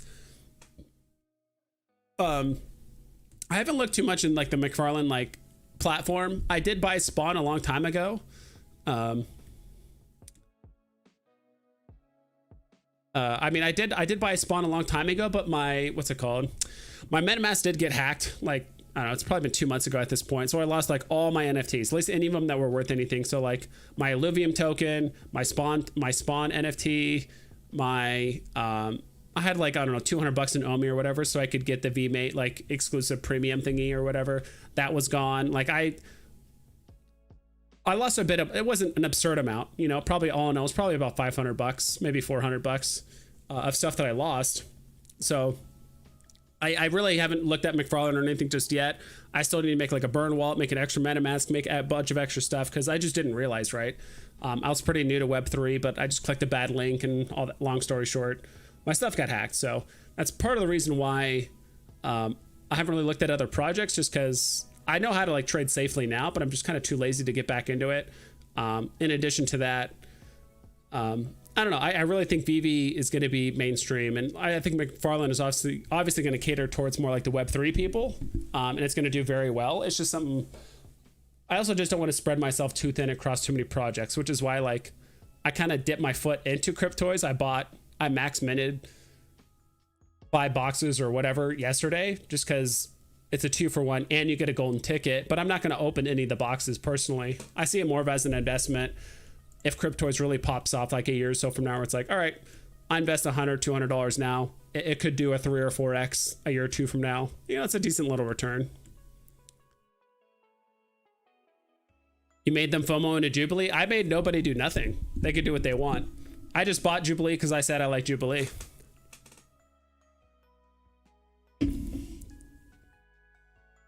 I don't make anybody do anything. I think that's kind of one thing a lot of people, I don't say forget, but I always think it's a, I don't know. I think it's a bit not silly in the sense of just like, I think people just kind of forget about the accountability portion. People say like, oh, this content creator said to buy this and they lost people a whole bunch of money. It's like, I mean, first off, they're just some dude, right? I'm just some dude. My collectibles, Kid Arcade, like we're all just some guy, or you know, whoever other streamer content creator you want to look at or view, like we're all just some person, right? And we like what we like and we're all biased. You know, for me I would say like buy all X-Men, but people at the end of the day, they can do what they want. So I saw Jubilee was cheap. I thought it was cheap. I bought one. Could it go cheaper? Probably, but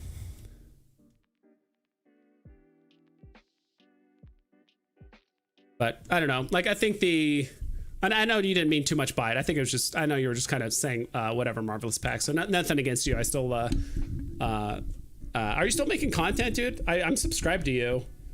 And I feel like I used to watch some of your card openings and kind of talk about X-Men. I know we've kind of talked about X-Men quite a bit back in the day. Wolverine hype will peak around the release of Deadpool 3 next year. Do you think MCP will do anything else than just shoot confetti around then? Only 3 comic grails left. Yeah, I'm kind of more curious like what the market's going to do when we pretty much get like every grail, right? Like, are people going to start FOMOing into grails again? Because we're like, all right, this is it. Like all the grails supposedly are done. You know, there could be some like really cool niche comics out there that people still want that are maybe not necessarily grails, but they're just like, you know, like Lethal Protector, right? Imagine we didn't get Lethal Protector, but imagine if that was still available and like we already released all the grails, like, all right, all the grails are gone, but it's like, all right, there's still like really, really popular books out there like Lethal Protector and stuff that have yet to be released. I think that's where like mint size plays a huge role, right? You look at Lethal Protector, it's, I mean, let's just look it up. I mean, it's getting propped up by the fact that it's only 1,000 mints, but I mean, it is more expensive. The common technically is more expensive than a lot of the comic grails other than AF-15. Bane likely pump, great hold. I haven't really looked at, I've seen Bane. It looks awesome. I'm just kind of excited to see what I can do with it. I have no hate towards McFarlane Toys or any other platform. It's just as of right now, it's just like not for me. Sorry to hear about your MetaMask hack. Makes me stay on closed platforms more, Veve and Cryptoys. Yeah, or just trade safer. Just don't be an idiot like me and click on a link. Long story short was like I was trying to download an old, on my old, because my computer's, I mean, it's actually almost 9 months old at this point or whatever, or it's like almost a year old. But there was an old editing software I used to do for videos on my old computer, and I didn't have it on my new one. So I was like, all right, let me just download it for free. It's one of those paid ones, but I was just trying to find a free version. So I shot myself in the foot there. But yeah, long story short, I clicked on a bad link. I thought it was the same one I did last time, and I pretty much like messed with my computer. And that link, they like hijacked my, I think all my cookies, all my stuff for what's it called, like Google Chrome. Lost all my shit. So immediately I had to like change all my passwords, change all my stuff on all of like my social media, my emails, my bank, on Veve, on Palm, on all these. The only things that did not get hacked are the things on like the closed platforms. So like Veve, Palm, trying to think of what else like didn't get like necessarily like hacked or like stolen. But yeah, pretty much anything that was like worth anything on my MetaMask pretty much like got sold or traded to a different wallet. So just as a heads up, if you guys don't have like a burn wallet, or if you guys have not changed like your passwords or done any of that stuff like recently, probably a good time to update it or just like revisit the security you have for your Web3 accounts. So just kind of keep a heads up. And I take full responsibility for it. I'm not asking for like a, oh, woe was me. It's just like, yo, this happened. I wasn't educated enough. I also made a stupid decision. You know, keep an eye out for links. And then also like if you haven't done your security in a while, if you don't have like a burn wallet, you should probably look into it. Fidgetal's baby, I am joking, but you are an influencer, like it or not. True. I don't know if I like the word, and that's the other thing too. Like I know a lot of content creators and influencers hate the word influencer because it's like, I'm just covering the market. And of course, none of this is financial advice, but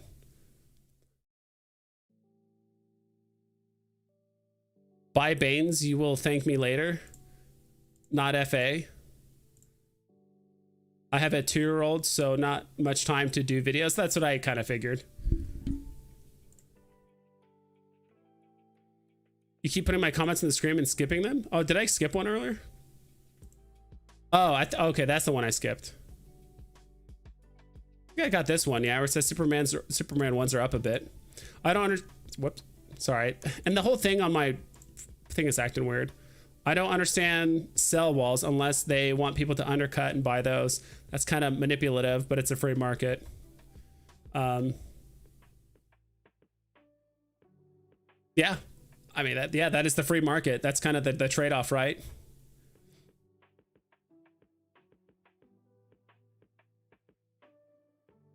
Either you, I don't want to say like either you are the market, like you buy enough to where you can kind of make some sway over like the market listings or floor.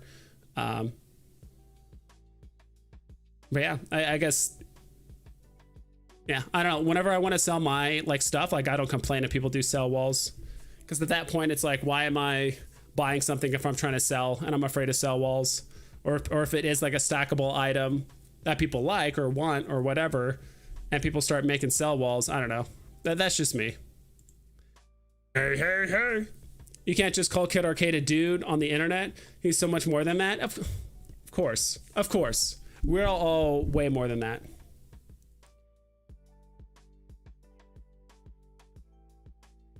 I guess what I'm saying is, like, we all have skills in different things, right? But a lot of us are biased and we all have our opinions. So $1 million idea, MetaMask insurance company. And yep, and there's no way that people could manipulate it or kind of do insurance fraud or anything like that. Like sell it to their friend. Oh, I got hacked, but they're just trying to double their money because their friend hacked them, but they told us someone hacked them. It would just never work unless there's a lot of regulation and restrictions around it, which the government would have to get involved. And even then, I don't know. It's so nuanced. I don't know how that would exactly work. But it would definitely take more than $1 million to get started. Yeah. I remember when you told us about your hack. You know, we all have dumb experiences like that. It sucks. Sorry to hear that. Sorry to hear anyways. Yeah. It sucks, but it's you know, what do they call it? It's like tuition, right? It's what you learn. It's like, all right, I had to pay $600 or $500 or whatever in tuition to learn that, like, all right, I shouldn't have just one account. I shouldn't be clicking on stupid links. I should probably have multiple accounts, burn wallets, this and that, for Web3 stuff if I'm gonna further engage in it. Rather that than, you know, I already bought, you know, thousands of dollars in Omi in my MetaMask, and then it all gets drained. Now I'm a bit safer with my stuff. Thanks for going back to my skip comments. You don't have to do that. All good, man. No, if I miss something, and you guys just tell me like, hey, you skip my comment, like I'll go back and read it. I'll go back and read it. If it's like an insult, I'm not gonna care to read it. But other than that, yeah. Okay, I don't like my insurance ID anymore. Dude, you just need a lot of money. You need a lot of regulation to back it, but hey, like it could be a thing, right? It's just gonna take a lot of money to pull off if you want to do an insurance company for crypto. Sleeping Comics is in the house. What's up, dude? Thanks for stopping by. It was fun talking with you yesterday too about you had some good points, and I know we kind of talked a lot about the you know, comics and facsimiles and covers and all that stuff. But I think one thing that at least I was seeing Sleep and nodding along too, which was like when we were talking about comics, like long story short, at least me personally, I don't care if the cover is a facsimile, replica, copy paste, like whatever it is. All I know is that these are the first officially licensed comic books by Marvel and DC, you know, if we're talking about Palm. Whatever that is, they officially recognize that this is it. This is the first one on blockchain. And Marvel and DC are much more incentivized to continue the utility and support digital comics because it just makes them money forever. You know, me buying that Jubilee rare just gave Marvel, you know, X amount of pennies, right? Or $1 or whatever the hell the agreement is, right? But they got money on that and that secondary market. That would have never happened with physical comics. That's why Marvel and DC are going to support these platforms, in my opinion, much longer than, I don't say more than physical, but they're definitely going to support it. Probably put a bit more effort into it than what they're currently doing.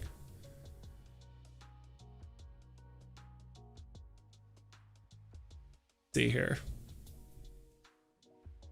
Yeah. 514. All right. I'm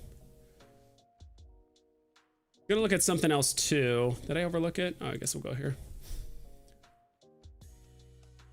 Yeah, but if you're tired and can't sleep and screw around on the internet, it is not fair with these crooks. I don't know what you mean. I don't know what we're talking about here. Lessons we learn now could be more valuable in a bull market. Tuition for sure. Yeah, exactly. Right. Like I said, more recently, I actually bought a bit of Omi. I officially became an O-millionaire or whatever on like Monday or Tuesday. I didn't post it until yesterday, I think. But yeah, I can't imagine doing that before let's say I put all my Omi in like MetaMask and I got hacked. I'm like, that's a lot of money to lose, at least for me. If you just lose, you know, north of $1,000. But if it's a couple hundred or whatever, you know, it's not that bad. But Now I'm like trading much safer when it comes to crypto exchanges as well as like Web3 stuff. So but yeah, it was definitely some tuition. Better now than I go all in and I make that same stupid mistake, but I didn't learn it yet. So then I lose everything, or at least a lot of my stuff. It was cool seeing you on Bob Sale's birthday party. Congratulations on your win. Also, I really think your opinion is valuable to the community. I just shoot it straight. I don't know. Like, I admit I'm biased. I know other people are biased. Me personally, I like to put more of the responsibility back on the community. I think we kind of do too much blaming of each other and this licensor and this IP and this thing and VeVe that and Marvel this and this community member said that. I'm like, maybe it's just because, I don't know. It feels like, especially with just like social media and stuff, like you have to have a strong opinion. You can't be in the middle. You have to be left, left or right or up or down. Like you can't be in the middle.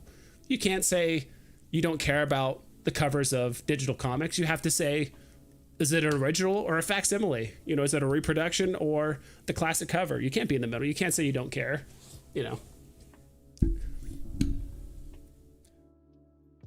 I don't know. Like if I say certain things and it sways you to buy it, it's not necessarily like, okay, I convinced you. I mean, part of it is that. I will say there was an interview I watched, I think it was with like Crypto Rain, Doctor of Stuff, and my collectibles, and I'm trying to remember who else did that like live stream like on Monday. They're talking about Omi and like, but that got me hyped. But if I buy Omi and it crashes or it never goes back up, like I'm not going to blame Doctor of Stuff or whoever because it went down. Like it was my decision. I in a sense allowed them to convince me to do it, right? It's not like they convinced me. It's like I allowed them to convince me to think it was a good idea. And it made sense in my head, right? A lot of stuff sounds good in your head until you kind of think about it for a while. Then you're like, all right, maybe I was just kind of hyped up in the moment because this thing happened. But now that I've waited a day or two, okay, maybe it doesn't sound that good, right? And I think the same thing happened with like the whole comic thing, right? I bet you when Superstar Money released that video, people went up two ways very quickly. Either they went, ooh, okay, maybe comics aren't as good as we thought. They're not even the original covers. They're crashing on the market, blah, blah. Or they went the other way. They're like, okay, who cares? These are officially licensed comics. They're the first one on the blockchain. The cover doesn't matter too much. I'm actually going to buy more now because I think people are going to start flooring them, right? I think people tend to go of like one of two ways real fast, right? I'm kind of more in the middle, but I'm more leaned towards the fact that of like, I don't care what the cover looks like, whether it is a reproduction or facsimile, because we don't have the opposite version.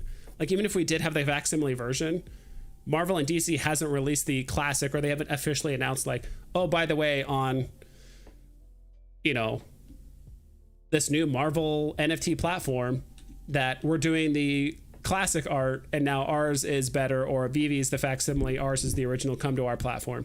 That hasn't happened yet. When that does happen, I'll cross that bridge. But as of right now, I'm just buying what's first. That's facsimile argument is silly. First NFT comics are investments into the brand/IP. Membership for future and whatever their brand storytelling will take shape, quite possibly gamified. Yeah, I would think so. That's why I really like the this comic, right? Let's see, my collection. Jeez, is Palm DC still having issues? Got to relog in. Okay. Put over here.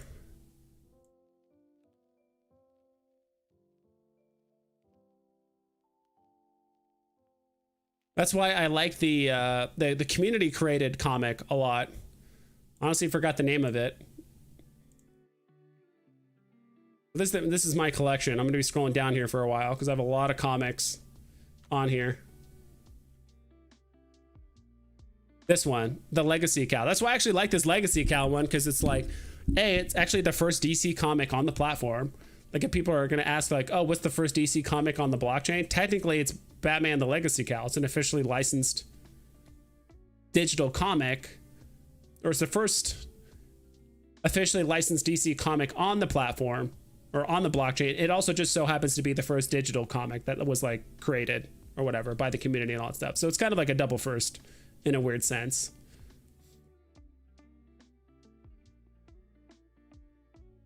Still got more of these. Still got my bat cowl. Dude, I really like this bat cowl. Someone offered me, I think, $1,500 for this at one point, and I denied it because this is when prices were just skyrocketing. The floor of cowls was like $1,100, and someone offered me $1,500 for this, and I was like, nah, because this one actually does have like a less than 1% like headlamp or head visor thingy or whatever. So I was like, I'm not gonna sell it like for, you know, barely 50% above floor, not even. Now I wish I took that offer, right? I wish I took it, but no, it's too late now. Yeah, I got a ton of comics on here. I kind of hope I can show this off in the VeVeVerse or whatever metaverse showroom happens at a certain point. Whoops. Getting your wallet hacked. You were talking about your experience, like myself. Had that happen to me too. Lost some of my Omi. Oof. Yeah, that is tough. At least they're burning Omi, right? That's the silver lining. Like, at least they're burning Omi, right? They're taking my Omi. They're probably burning it or sending it somewhere else. Yep, the company's making money after sales is one of the reasons I'm into digital collectibles. It just makes sense. If you just talk about it on paper, like I said, you can get an argument about anybody about digital collectibles, you know, comparing the physical counterpart, not just comics, right? Like there's the Todd Batman statue versus the Todd physical, and then vice versa, and there's comparables and all that stuff. But it's like, all right, do you think these companies are more inclined to support? It doesn't mean they're going to get rid of the physical, but it just means, do you think they're going to continually put more effort and resources and thought and utility into the digital ones versus just physical? Yeah, man, keep sharing your opinion. I always find it interesting. You kind of represent the most reasonable majority of collectors. I'd like to think so. And it's just my opinion. If you think I'm reasonable, it just means our opinions kind of align to a certain degree, right? Doesn't mean I'm like reasonable. I'm probably unreasonable in some aspects, but maybe with that wall selling, right? I'm unreasonable. Crazy Dan 420. I agree. It's all Dino's fault. I 1000% agree. It is actually Dino's fault, as he is a mad lad, and he might have rubbed people the wrong way, but he was not wrong when he said sell everything in February in 2022. He was not. He was right for the wrong reasons, but he was still right because he was preparing for Star Wars Day, or like that whole Star Wars month, you know, May, and so he was selling everything in like late February. But what he didn't know, or maybe he kind of knew, but it was like that's when the entire bear market like really kicked off, and things were just absolutely just getting eviscerated on the market.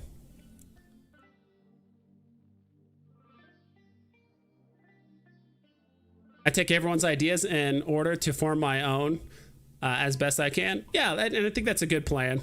And as silly as it sounds, I kind of adopt a lot of my open-mindedness to like watching Star Trek, because I watch a lot of like, what's it called? Like not Picard, but oh my God, The Next Generation. You know, which is like always try to view everything from all angles. You know, don't have like a paralysis by analysis concept, but it's just like view everything from all angles and then kind of formulate your opinion, right? I think there's most of the time I feel like that right answer is somewhere in between and not far left or right or up or down or wherever, right? Except for some things, right? Correct. Be yourself, VV vibes. If you're going to buy more Jubilee, let me know. We're gonna stack in Jubilees. We'll look at some more rare comics below 7. Right? Below 7. I mean, there's some decent little FAs going on here. I think Jubilee's okay. I don't know about Mordu or whoever. There was another FA on here. I was kind of surprised. Abomination? I think that's a 30,000 mint comic, yeah. Same thing with Jubilee. It's a 30,000 mint comic. Me personally, more recently, I've been trying to get into more comics that are like 10,000 mints or less. I feel like, I mean, there's a lot of fantastic comics that are 30,000 mints, but I'm kind of leaning more towards the scarcity side of things when it comes to like picking up comics now.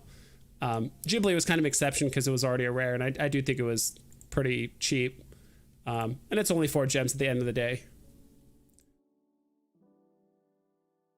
What about Secret Rare? Dude, there's some Secret Rare comics below 30 right now. Quite a few, actually. Mostly the Tarzan stuff and like kind of these like rando, like the Star Wars one. But first appearance of, and maybe just because it looks terrible and it's also a 30K comic, is this first appearance of Psylocke comic. I really like Psylocke as a character, but dude, that is just an ugly secret rare. And that's just one I'm not going to buy personally. That's just one I just do not care to buy unless it got to an absurdly low amount. Like I'm talking like 15 gems. I'm like, okay, whatever, I'll pick it up. But this Null comic, 27.50. This isn't Banshee, but this is, I forgot her name. If anyone remembers her name, please list it, or maybe I can look it up. Oh, it's Spider. Is it Spider Woman? No. Let me type it in this way.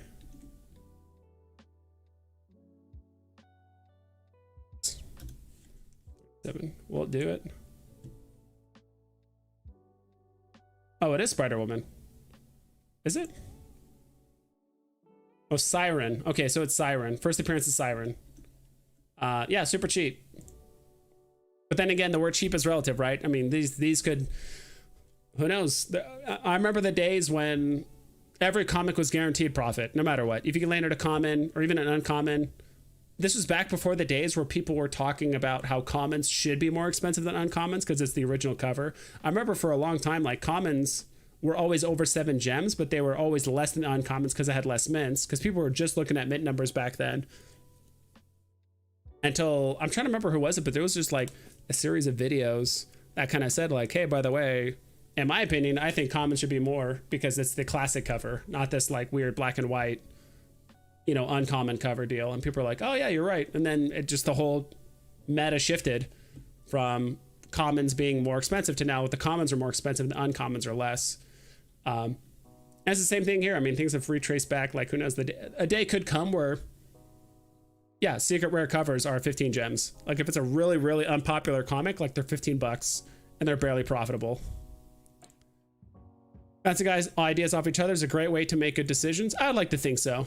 It depends on who you're talking to, right? You want to be afraid of, you want to be kind of keep an eye out for like echo chambers and stuff. But yeah, I mean, that's how you get really creative ideas or cool stuff in like the VeVeVerse or community or just, you know, life in general, of course. Legacy Cal, yes, thank you. Only 3 parts, so it's a complete series now. Nice. Legacy Cal 1 had a big bump since the 3rd one last came out. Really? I haven't looked at that yet. Hashtag blame Dino. Yeah, it's all Dino's fault. Everything.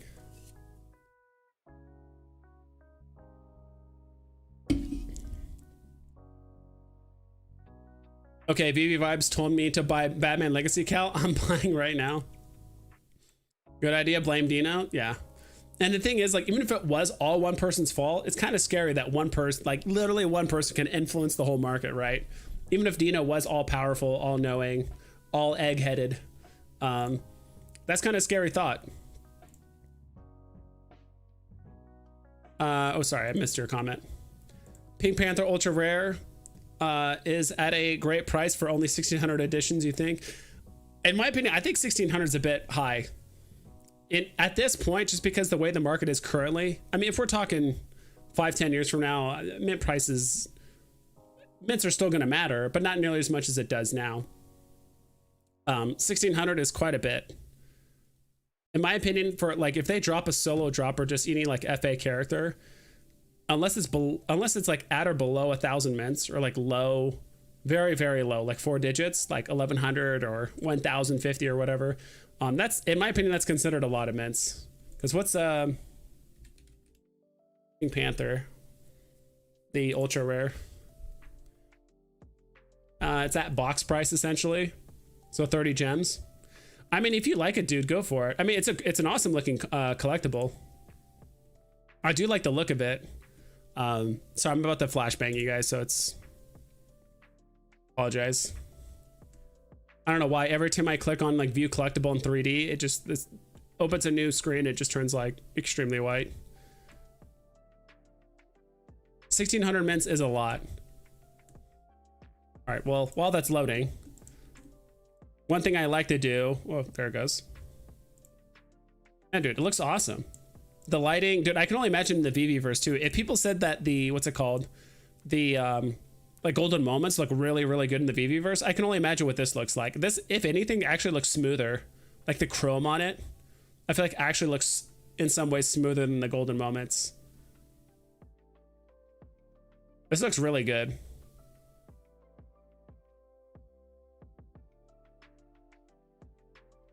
Dude, what's this reflection? You guys see this reflection on the bottom? What is that? Is it like a button or like a, or is it a camera? You see what it's on? Am I just tripping or you guys see that? What does it look like from the other side? Okay, so there's nothing there.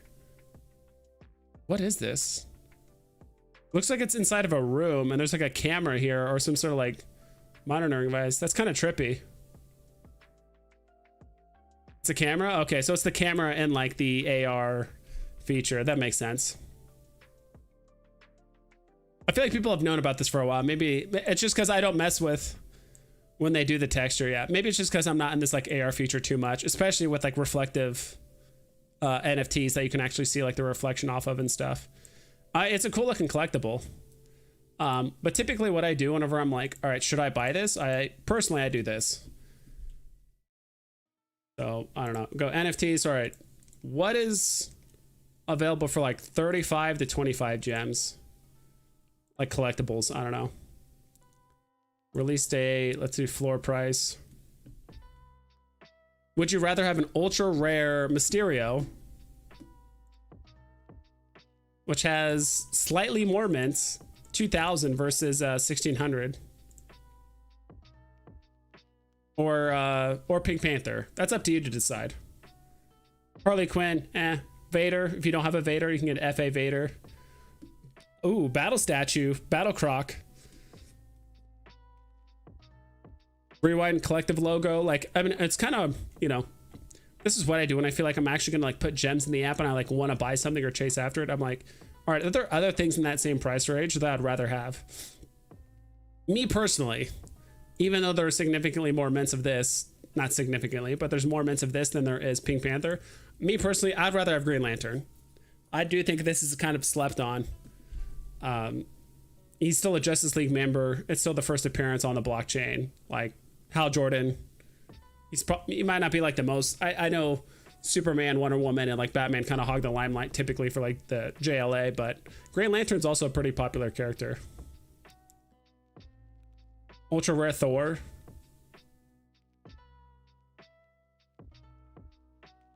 Where's Pink Panther? This is a little bit lower. Get Jabba the Hutt.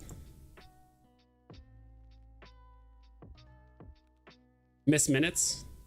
All right, and there's Pink Panther. So there's a couple other things you could pay an extra like gem or two for to get if you prefer those instead. But I don't know. I think it's still too soon. I mean, if we followed any indication, unless something is extremely popular and extremely rare, I'm talking like Miles Morales level, it tends to go up, then go back down. And I still think this has room to retrace, in my opinion. Like the next time we get a couple of Grail drops or just the market gets bored or people are, you know, there's a new announcement or they lower the minimum to cash out or whatever it is. Like, I don't know. So far, pretty much everything. I mean, you can look at pretty much anything the last like year and a half that's been released on Veve. It'll like, the hype will go up, then it starts just slowly just bleeding out.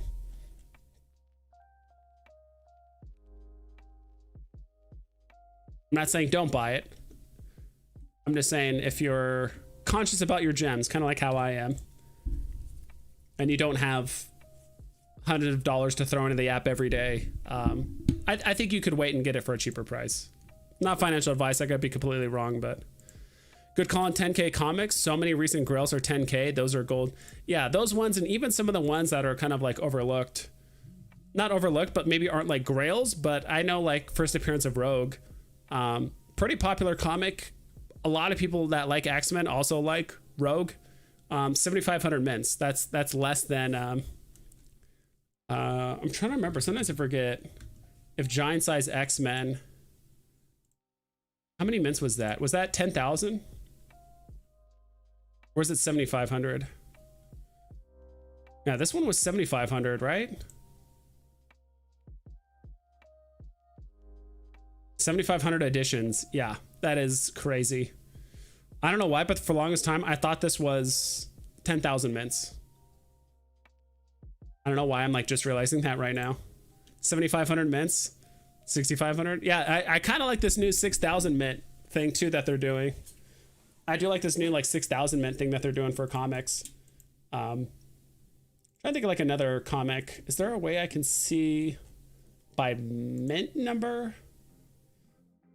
Remaining store amount, market listings, floor price, release. I don't think I could do it by...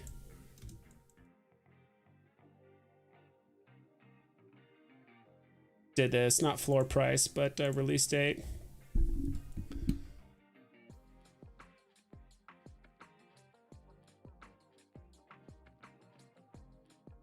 I think Spider-Man Noir's 10,000 mints, right? Lethal Protector, 1,000 mints. I think this Uncanny X-Men first, I think the Death of Phoenix, I think this one's 5,000.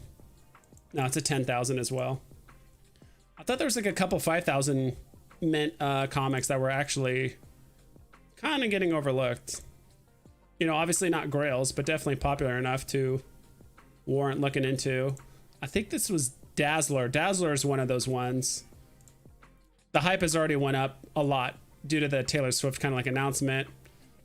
So it's I mean, it's just going to keep pulling back, I think. Maybe not to these like previous lows. But this is also one of those where it's like, all right, it's a first appearance of a character that we're likely going to get on the big screen. And there's only 5,000 mints, so.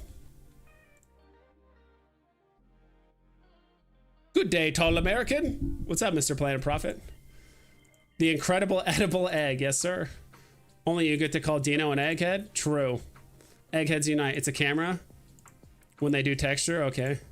The reflection is pretty sweet. It's a really nice reflection. That is really smart. FA Wonder Woman? Yeah. Yeah. Glad you won. Do you want to look at FA Wonder Woman? Let's see what Wonder Woman's doing. Do collectibles and then all.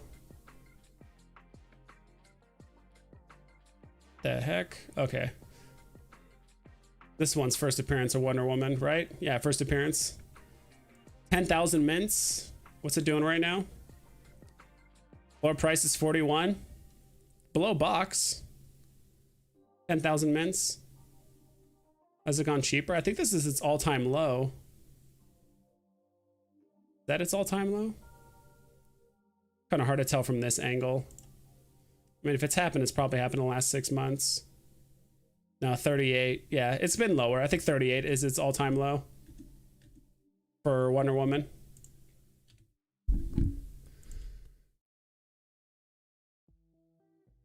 Rose Gold Panther does look really cool, but for 35, I would take Tales of Suspense 39 or Journey into Mystery 83. I agree. I know those are significantly more mints than Pink Panther, but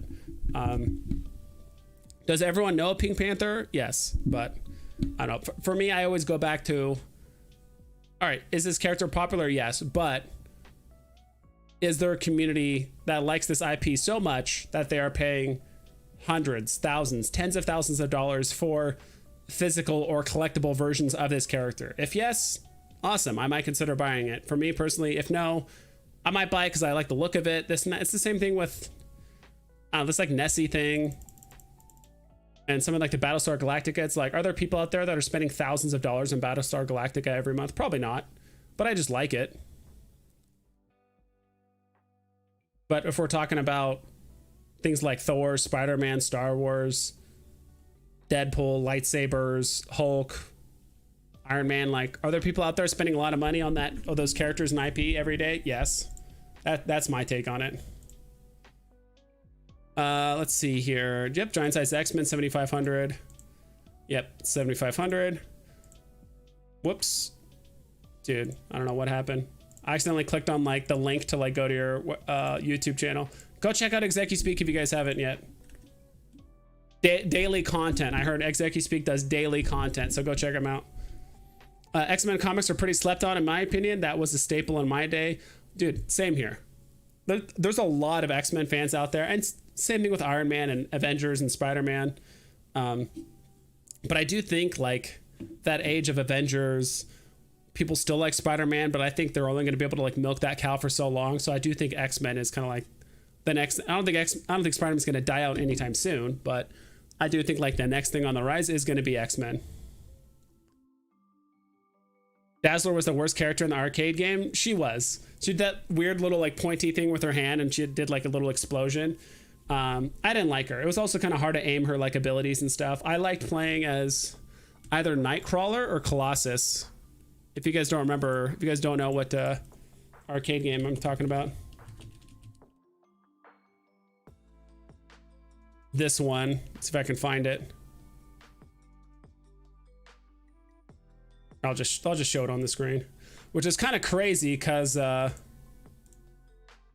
you guys can see that, or it's probably too much. What if you guys remember this one where you can play as Cyclops, Colossus, Wolverine, Storm, Nightcrawler, and then that's Dazzler way off to the right. It's like the 4-player game. Dude, it even comes with a stool with Cyclops beaming your butt. Dude, that's sick. Dude, this is it right here. You and the boys clearing out Magneto's hideout in the arcade. You know what's hilarious is that Konami made this arcade game.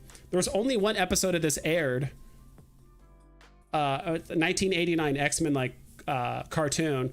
They aired one episode. It was like the pilot episode, but they aired it, and I guess it just didn't get enough views or whatever happened, and they canceled it. I really like the art style for that cartoon, but for whatever reason, let me see here. X-Men. I'll just do 1989 cartoon. Sorry if there's a loud sound that's gonna play here. There we go. Let this ad play.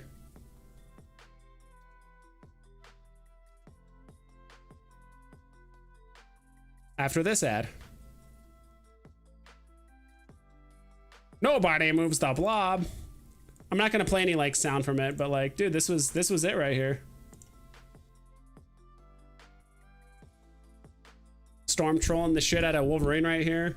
Dude, Wolverine had like a Cockney accent. It was so weird. He's supposed to be Canadian in the comics, be this kind of like tough, rugged wilderness guy, and he has like this like awkward Cockney accent. Is there a higher? Nope, only 360p. That's all you get, because this video is like 34 years old. It's Magneto. But dude, I really like this art style back in the day. The whole episode, this is the only episode. It's all on YouTube. So if you guys want to watch it, I mean, it's a 20-minute watch, but if you have not seen this X-Men episode, it's called the X-Men Pride of X-Men full episode. Long story short, Konami made a whole video game about this like one episode, and then yeah, then the show died. But the arcade is still awesome. So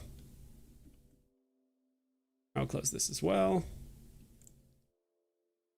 Bro Comey said comics they look amazing in the VeVeVerse. Yeah, I'm excited.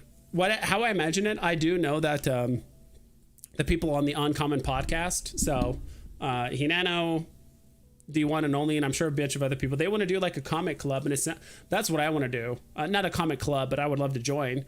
And I would see a very fun game of like people owning all these comics, and you play a game where it's almost like what do you call it? Like Cards Against Humanity in a sense, where like everyone picks a card and everyone votes like what's the best, card or like the funniest one or whatever. Except you do that with comics, right? So you pull out everyone has a comic, they hide it, and they're like, all right, find the funniest looking cover or the funniest like looking page in a comic.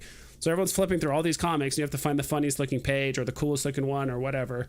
And everyone shows it at the same time, and everyone votes like what's the coolest looking cover or the art or whatever.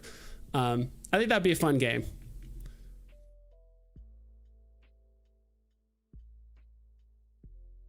All-time low until like 2 weeks from now. Yeah. Yeah, I do kind of want to look at the, whoops, went too far.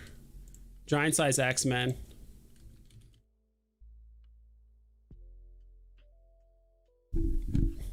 What was the all-time low for this? I think it was 33 gems or 30 gems, which is what it's at right now, right?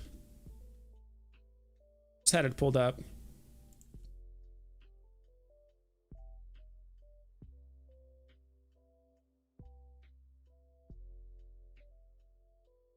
Yep, someone has one listed for 10% below the floor. And see, and this is the thing, right? Like, this is like the psychological part where like sometimes it feels like this is the only way to sell a comic in this current market, or any collectible. Like, you can't just put it for $32.99. You got to put it for a full 10% below. And now people are thinking like, all right, if I buy this, like, could I resell it, make a small profit? But like, it's just way too thin. At least for me personally, it's way too thin. Long story, you know, long term, yeah, you can buy this. But I remember when this thing was like 55 gems, giant size X-Men. But just given enough time, I mean, nothing's immune to the market. Even look at Miles Morales. And Milk Miles. Miles Rare is pulling back a ton.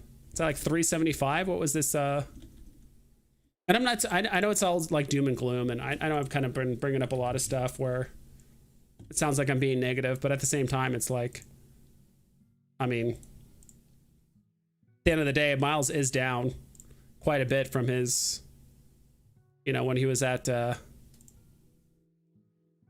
600 gems. Now he's basically at, he's basically down 40% from where he was at in July 3rd, July 4th. So about a month and a half ago, 2 months ago. More like hourly content. Don't sleep on my insane amount of quality VV content. That's what I heard. More like hourly content, like minute by minute updates of the market. Nobody moves the blob. Yes, sir. Oi, mate, you having a laugh in it, bub? That was Wolverine. For some reason, I thought you were trying to be Pyro. I know Pyro has a funny accent. I kind of forgot. I think he's Australian.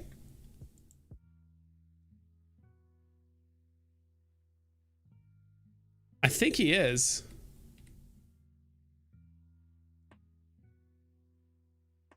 Let's see.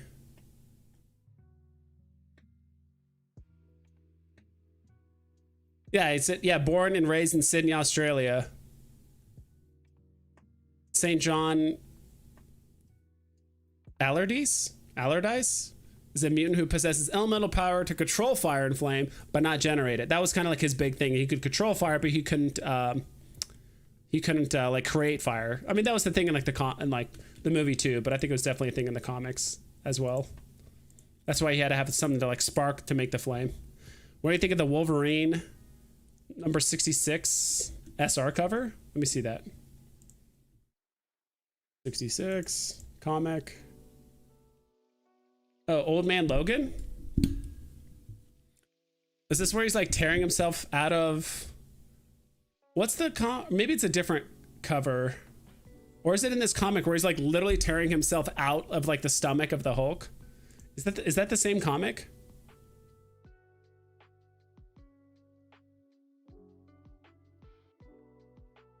I mean, it looks freaking awesome. Mustache Hulk wearing a Duck Dynasty hat, just getting eviscerated by Wolverine. Yeah. Isn't this like the Hillbilly Hulk thingy? I think I own the common of the Old Man Logan, but I don't think I've ever read it. There's only like 2 or 3 comics I've actually read on VV, especially like through like their little portal. Gotta refresh the page or else I can't zoom down. It's pretty. Yeah, that's one way to say it.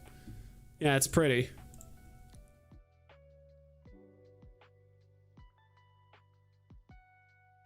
All right, let's look at some actual like NFTs. I know we've been looking and talking about comics a lot, but let's look at collectibles.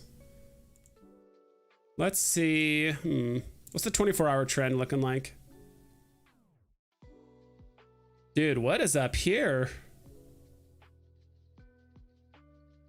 I feel like it's just thin floors, because there's no way that these Voltron, like Blue Lion and Black Lion, that the common and uncommon, I mean, this is up 300%. I don't know if you guys can see this, but I think it's just a delisting thing. Yeah, there's 3 listed on the market at one point. Then once it jumped up to 159 gems, people were like, oh my god, now there's 8 listings. So people are undercutting now. So floors were just super thin. At one point there was literally 3 of these. Same thing with the common. There was 17 listed. Then the delistings, yeah, I think it's delistings unless someone legitimately bought 9 of these or 9 or 10 of these. I mean, that's definitely that could be a thing.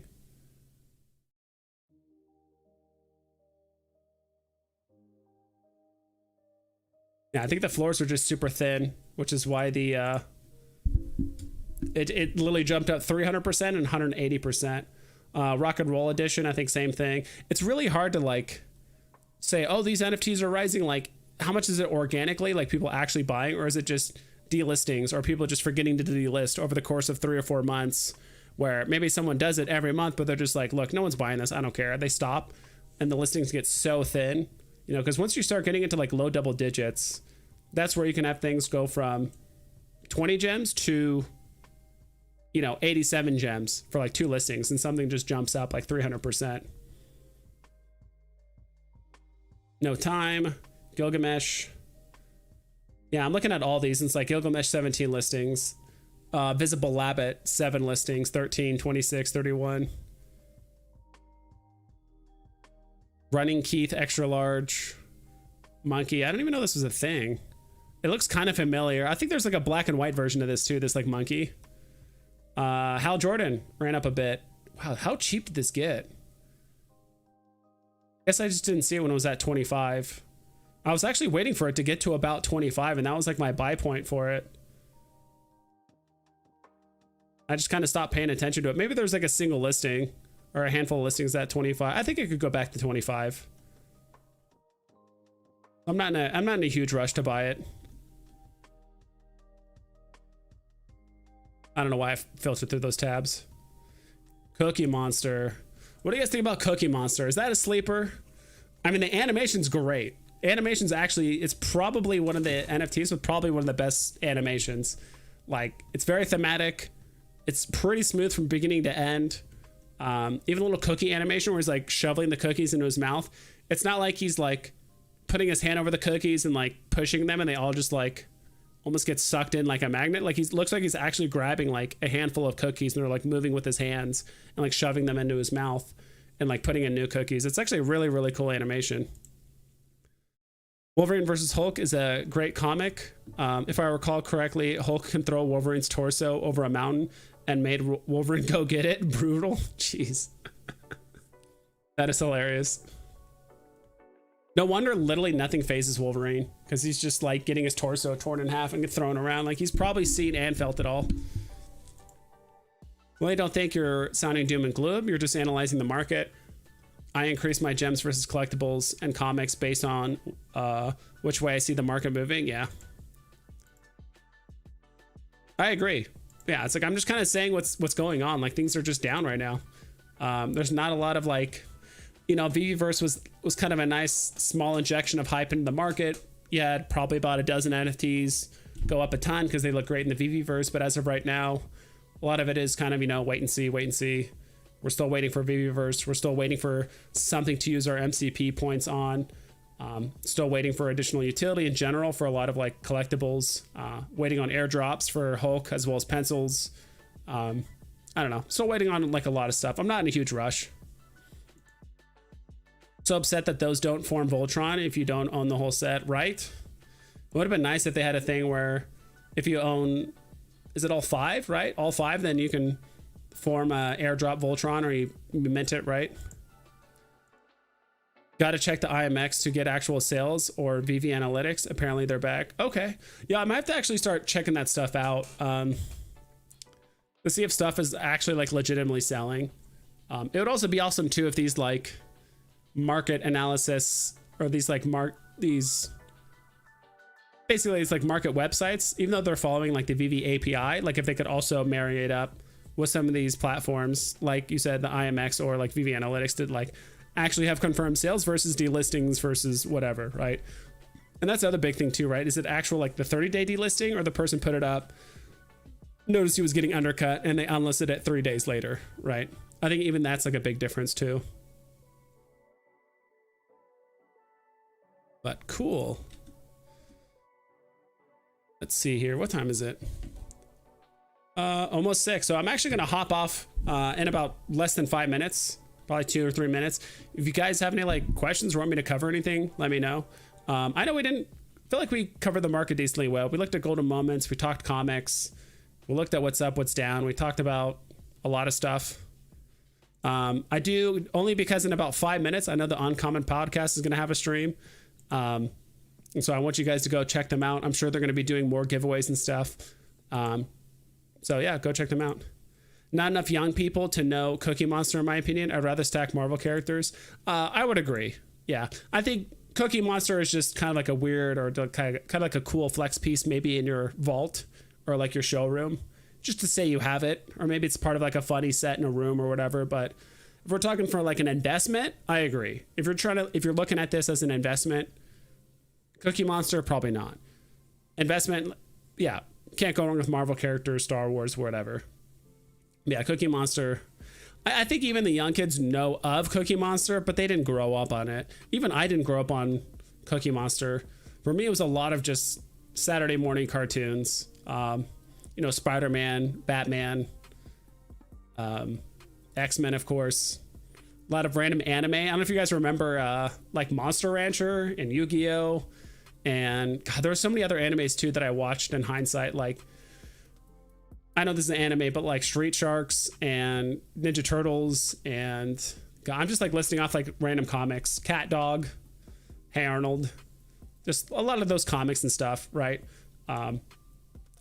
Honestly, getting Street Sharks would be pretty sick. If you guys don't know about Street Sharks, this is what they look like.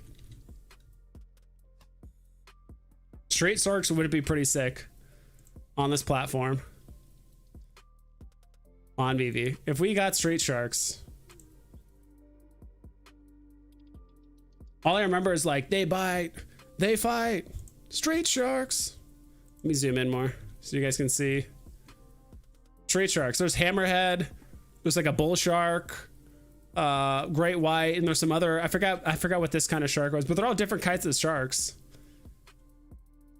Yeah, there's some, and dude, like the cover, dude, that looks pretty cool. They would like swim in the concrete. They would like swim in the streets of concrete like it was water, and they would jump out and like bite people and fight them and all that kind of stuff. So, I mean, Street Sharks would be sick. I mean, look at this guy. Was that supposed to be like the dolphins, or like, oh, it's called the goldfish? He has a rocket launcher that shoots a football, and he has a dumbbell. It looks like it has like bite marks on it, or it looks like a trap of some kind. It's pretty cool. It's very 90s right there. Yeah, if we got Street Sharks, that'd be pretty cool. Would I mint it? Probably not. Would I let other people mint it and I buy the ones for cheap? Probably. Legit question. Say my SR Luke sells, I'll have about 1,100 gems. I know best choice is to hold gems, but if you had to spend it, how would you do it? It depends. Let me see here. If let's do two different things. If I had to buy one thing between, I don't know, let's just say 1,000 and 1,100, or maybe there's literally only one thing. Let's do this. Let's expand it a little bit. Let's say 1,200. There's not a lot of collectibles in this price range, weirdly enough, between like 800 to 1,200. Unless I'm like, oh, this is it for collectibles. Let's expand it a bit. Let's do 500. I mean, ultra rare miles wouldn't be bad. I don't know if you literally held a gun to my head and you're like, you have to buy certain things. It's hard to say. Like, part of me wants to buy Todd and like Miles and like, you know, the typical like, okay, like golden moments, R2D2, golden moments, C3PO, Todd McFarlane. Like, I think both of those combined puts you at about 900. Then you have about 200 left. I don't know what I would buy with the last 200. You know, you could just buy those. Like, those are things I've been meaning to buy for a long time, or I've been wanting to. But then again, because those are still priced kind of high, those also kind of have the most room to fall. I know it sounds weird, but those also have like the most room to fall percentage wise.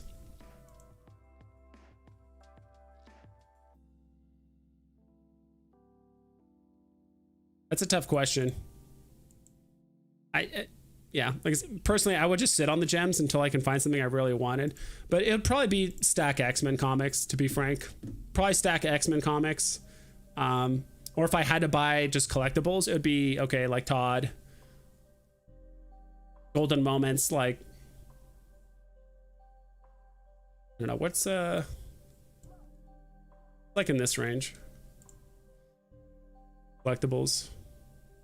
I already have a You Are Vader. You Are Spider-Man. Miles Todd. Like, these are all decently good. Yeah. I haven't really thought much about it. Honestly, most of my liquidity that I'm going to be putting into like VV slash like Omi at this point is probably Omi at this point. Street Sharks, let's go. Even my 10-year-old prefers Batman over Cookie Monster. That makes a lot of sense. I'm old. Give me Power. I was around for Power Rangers. I remember Power Rangers. Let's see if I can remember their names. Jason, Billy, Zach, Kimberly. I forgot the last girl's name. I thought it was something like Tan or something a bit. It's Yellow Ranger. I forgot her name.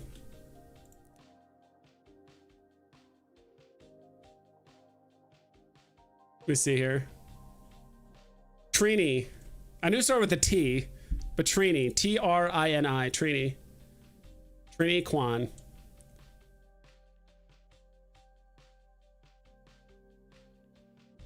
Yep. Zach, Tommy. Tommy was the Green Ranger, obviously, but then Jason, Billy. Yes, sir.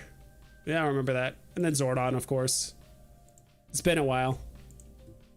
They were badass, yeah. Power Rangers, oh heaven, yes, hell yeah. G1 Transformers animated with sound will make me go broke. So like Generation 1 Transform. I didn't really watch Transformers. I got like the bootleg version, which was Beast Wars. So I watched Beast Wars, I guess, instead. F.A. Ren and Stimpy. Yeah, I remember I watched Ren and Stimpy, but my parents didn't like me watching it because it was like too gory, or not gory, but just like too graphic and too kind of like disgusting. And like, yeah, the art style was pretty gross, especially if you were pretty young. How about Captain Planet? I didn't watch Captain Planet. I mean, I was born in 1990, so you know, I think when a lot of these things were popular, I was probably a bit too young. Plus, I did have some older siblings, so I kind of watched content that was probably a little bit more mature than like for my age.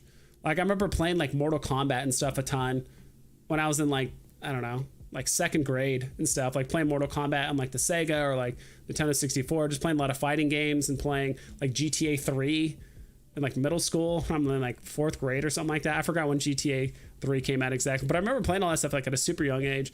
And my other friends were playing like, I don't know, like Mario and like Mario World and like Backyard Baseball, and like Backyard Football, which I think were like old like computer games. I don't know, not there's anything wrong with those games, but I was also playing like Command and Conquer, like a young age, like a very kind of like gory RTS, like war-based game. King Arthur ABC, The Knights of Justice, yes sir. That King Arthur show is legit. VR Troopers, you guys are just going all in on all the retro shows. I love it. Legit for sure. Intro football to medieval times, crazy. Yeah, I do think one of the biggest verticals we can have on VV, as much as I want VV to be kind of like this nerdy corner where we all hang out, we talk about comics and Marvel and DC and sci-fi and like all this kind of stuff. We do need, I think we do need sports people on the platform.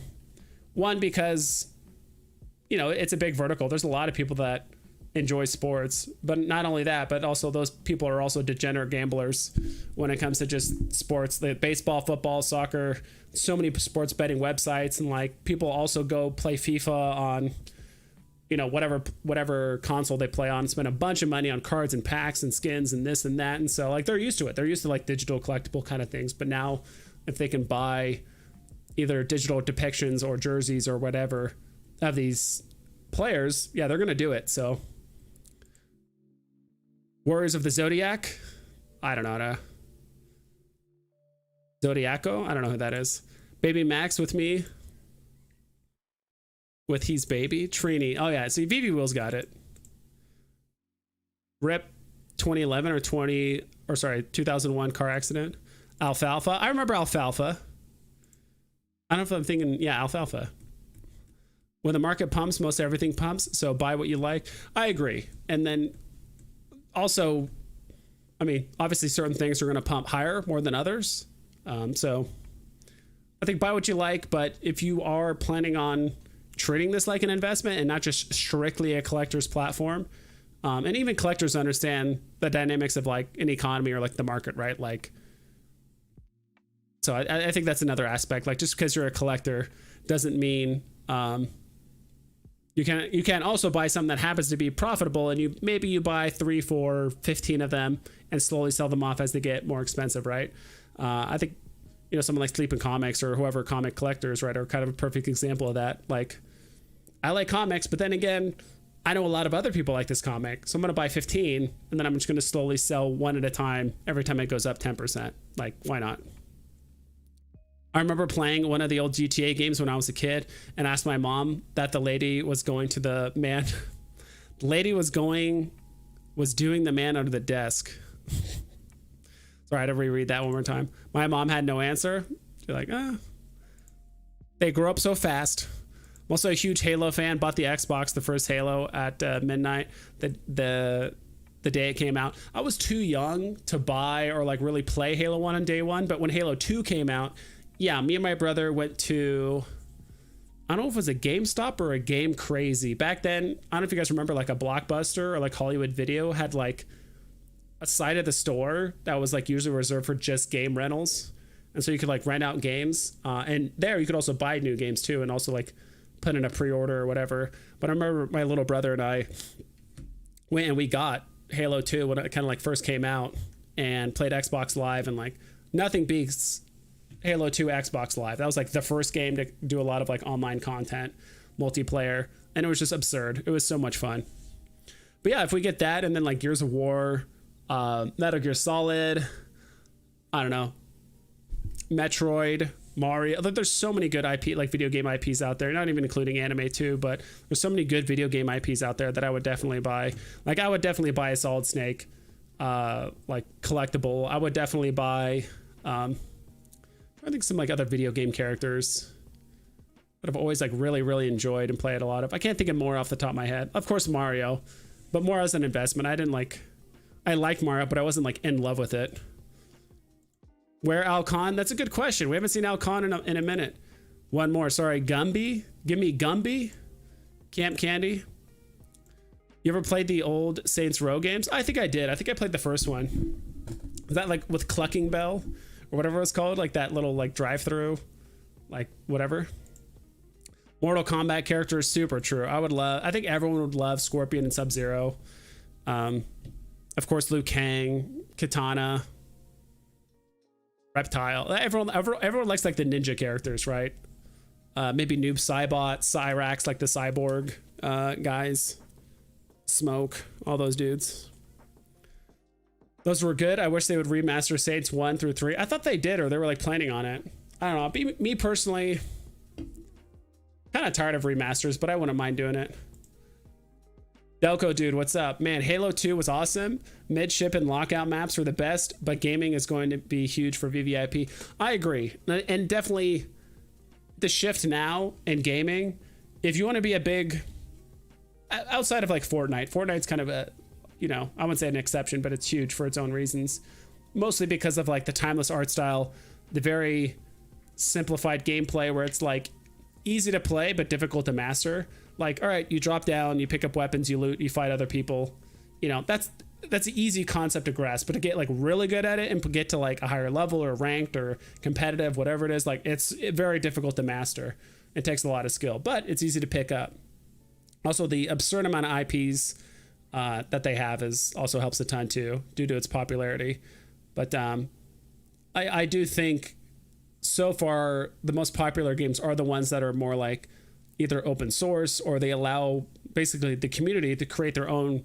They give the community tools to make their own, gameplay, their own creative environment where they can kind of create games and communities and do all kinds of fun stuff, create mazes, create races, this and that. I know Halo 3, I think it was Halo 3, they had like a Forge thing where people made like community maps. There was tons and tons of mini games and community made games that were like more fun than like the ones that the developers made.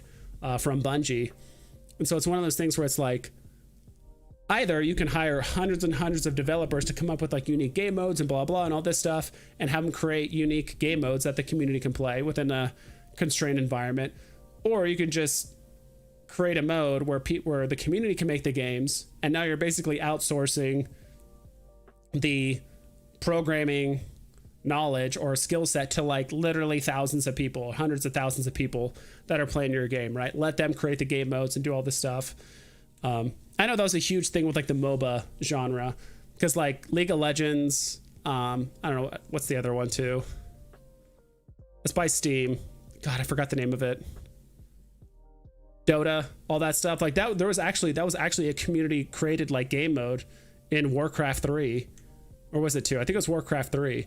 And it became so popular. I think it was called like War of the Ancients. It became so popular, it became its own genre. And now there's like these game studios making, absurd amount of money on this game mode. And if only Blizzard basically locked in the concept or the license, or basically had the know-it-all back then to basically be like, oh, by the way, any game modes you make on our platform, we own it. I don't know. I think that's one thing that kind of scares some game developers of making like open source games, that if they make a game mode or something that becomes super popular, they miss out on that money. Destiny was a good multiplayer game. Never played Destiny. I was kind of over the whole semi-futuristic like looter shooter, everyone flying with jetpacks and sliding, and like all of the gun animations and everything just looked too similar. I was kind of over it. Like when Destiny came out, I feel like there was a lot of games. Honestly, if you showed me like a random shooter, I would not know what shooter it was, because they all look the same, at least in my opinion. But all right, I am like 15 minutes over of what I said I was going to be. Please go check out. Well, I'm going to head over there.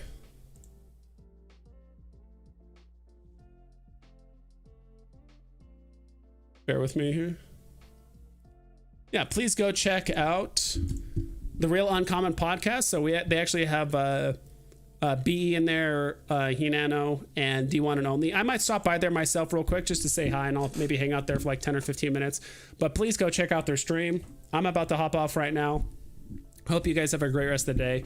Please go check out that link that I put down below to go straight to their stream. And yeah, that's it. Hope you guys take care. Please double and triple check all of your listings so you don't screw yourself over. And I'll catch you guys next time.